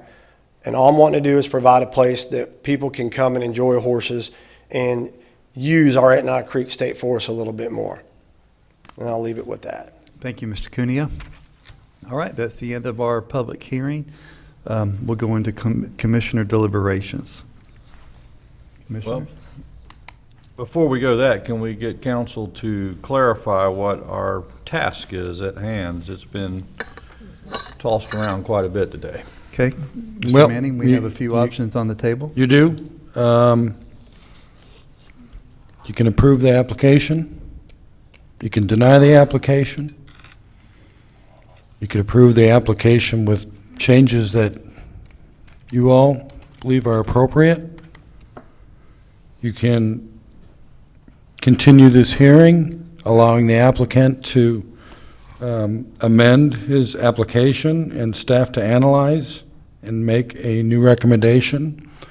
And if you want to, in addition to that, also remand it to the Planning Commission to review the amended application. All right, thank you, Mr. Manning. Everybody clear on that? All right. Thank you. Commissioners? I'll make a motion for amend and basically postpone this. Amend what we have now on the table. Speak in that microphone, buddy. Okay. There you go. So now, I move to go ahead and amend it and let Mr. Cuneo present a new plan because this one's not going to fly. There's too many against it right now, the way I see it. So I just move to go ahead and amend what he has now. So so the motion, as I understand, is to allow the applicant to amend his application and to continue this matter to allow staff to review the amended application. Yes. Does that include remanding it to the planning department for Yes, further definitely needs to go back to the planning department. Can I ask? Planning Commission. Planning Commission. Planning Commission, yeah. Okay, you have a motion on the floor. Do I hear a second? All right, motion dies for lack of second. Okay, Commissioners? I really don't know what to say. I have served on the planning commission, as I said, and took my job very seriously and did my homework and sat on that commission to make a recommendation to this board, which I now sit on, and I take it very seriously. So I have prepared myself with the information that was given me, and to listen to the applicant and also listen to the people that are for or against it. And so I came here pretty much ready to make a decision based on that information. So and this, like I say, I'm a new commissioner, so this is new to me. I understand that the applicant has time and money in process so far, and I understand that everybody sitting in this audience also has some time and money invested in taking off work or whatever, hiring an attorney to be here to oppose this project. So I'm really not sure where I am. I was prepared to make a vote on what was presented to me. So I want to hear some opinions of our commissioners to see if we can come up with something. Well, thank you, Commissioner Pickett. I'm prepared to do that, if you like. Commissioner Lible? Good testimony, both sides today. Mr. Cuneo, I understand his love for his neighborhood and wanting to have a commercial entity in that neighborhood, although the land development codes do signify that it has to be compatible. And the compatibility doesn't seem to be there, nor the consensus. And before an endeavor is started, I believe a consensus is very necessary. I use those two words a lot today, but they are very important in land decisions. And as much as I would like to accommodate, I think a boarding stable could work in the area, but again, the neighbors are clearly signified they don't want any business into whatsoever. So with that, I would make a motion that we turn it down. So your motion is to deny? To deny. The PUD? Yes. All right, we have a proper motion by Commissioner Lible. Do we have a second for that motion? I'll second it. Okay, we have a proper second by Commissioner Pickens. All in favor signify by saying aye. Aye. Opposed, like sign. The ayes have it. PUD has been denied. Thank you very much. Citizens, let me say this. Thank you, citizens, for showing up and voicing your opinions today. We greatly appreciate it. I did not want to despair voters versus citizens, but we represent 72,000 citizens in this county, not just voters. So thank you very much for coming. All right. Thank you. Thank you all very much for coming. Can we start having barbecues and stuff to save money to pay healthy food? You'll have to get. I could buy 5 cows, what it costs me for my front end line. Thank you. Thank you. Mr. Parsons, you sure you don't want to stay for the insurance committee meeting today? All right, You thank got some you. good ideas. Okay, commissioners, we're going to try to get through the next few things really quick. Mr. Chairman, over here. Over here. Oh, you got to wave your hand. I'll remember some of the stuff. Staff would like to request, if it's okay, to swap the next, Quiet, please. Quiet.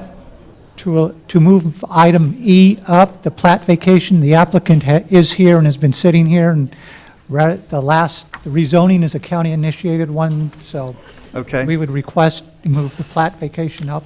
We can accomplish that Thank today. you. We are going to skip over item D and go to item, wait, we got timeout. Recess for 3 minutes. Recess for 3 minutes. Tapes out.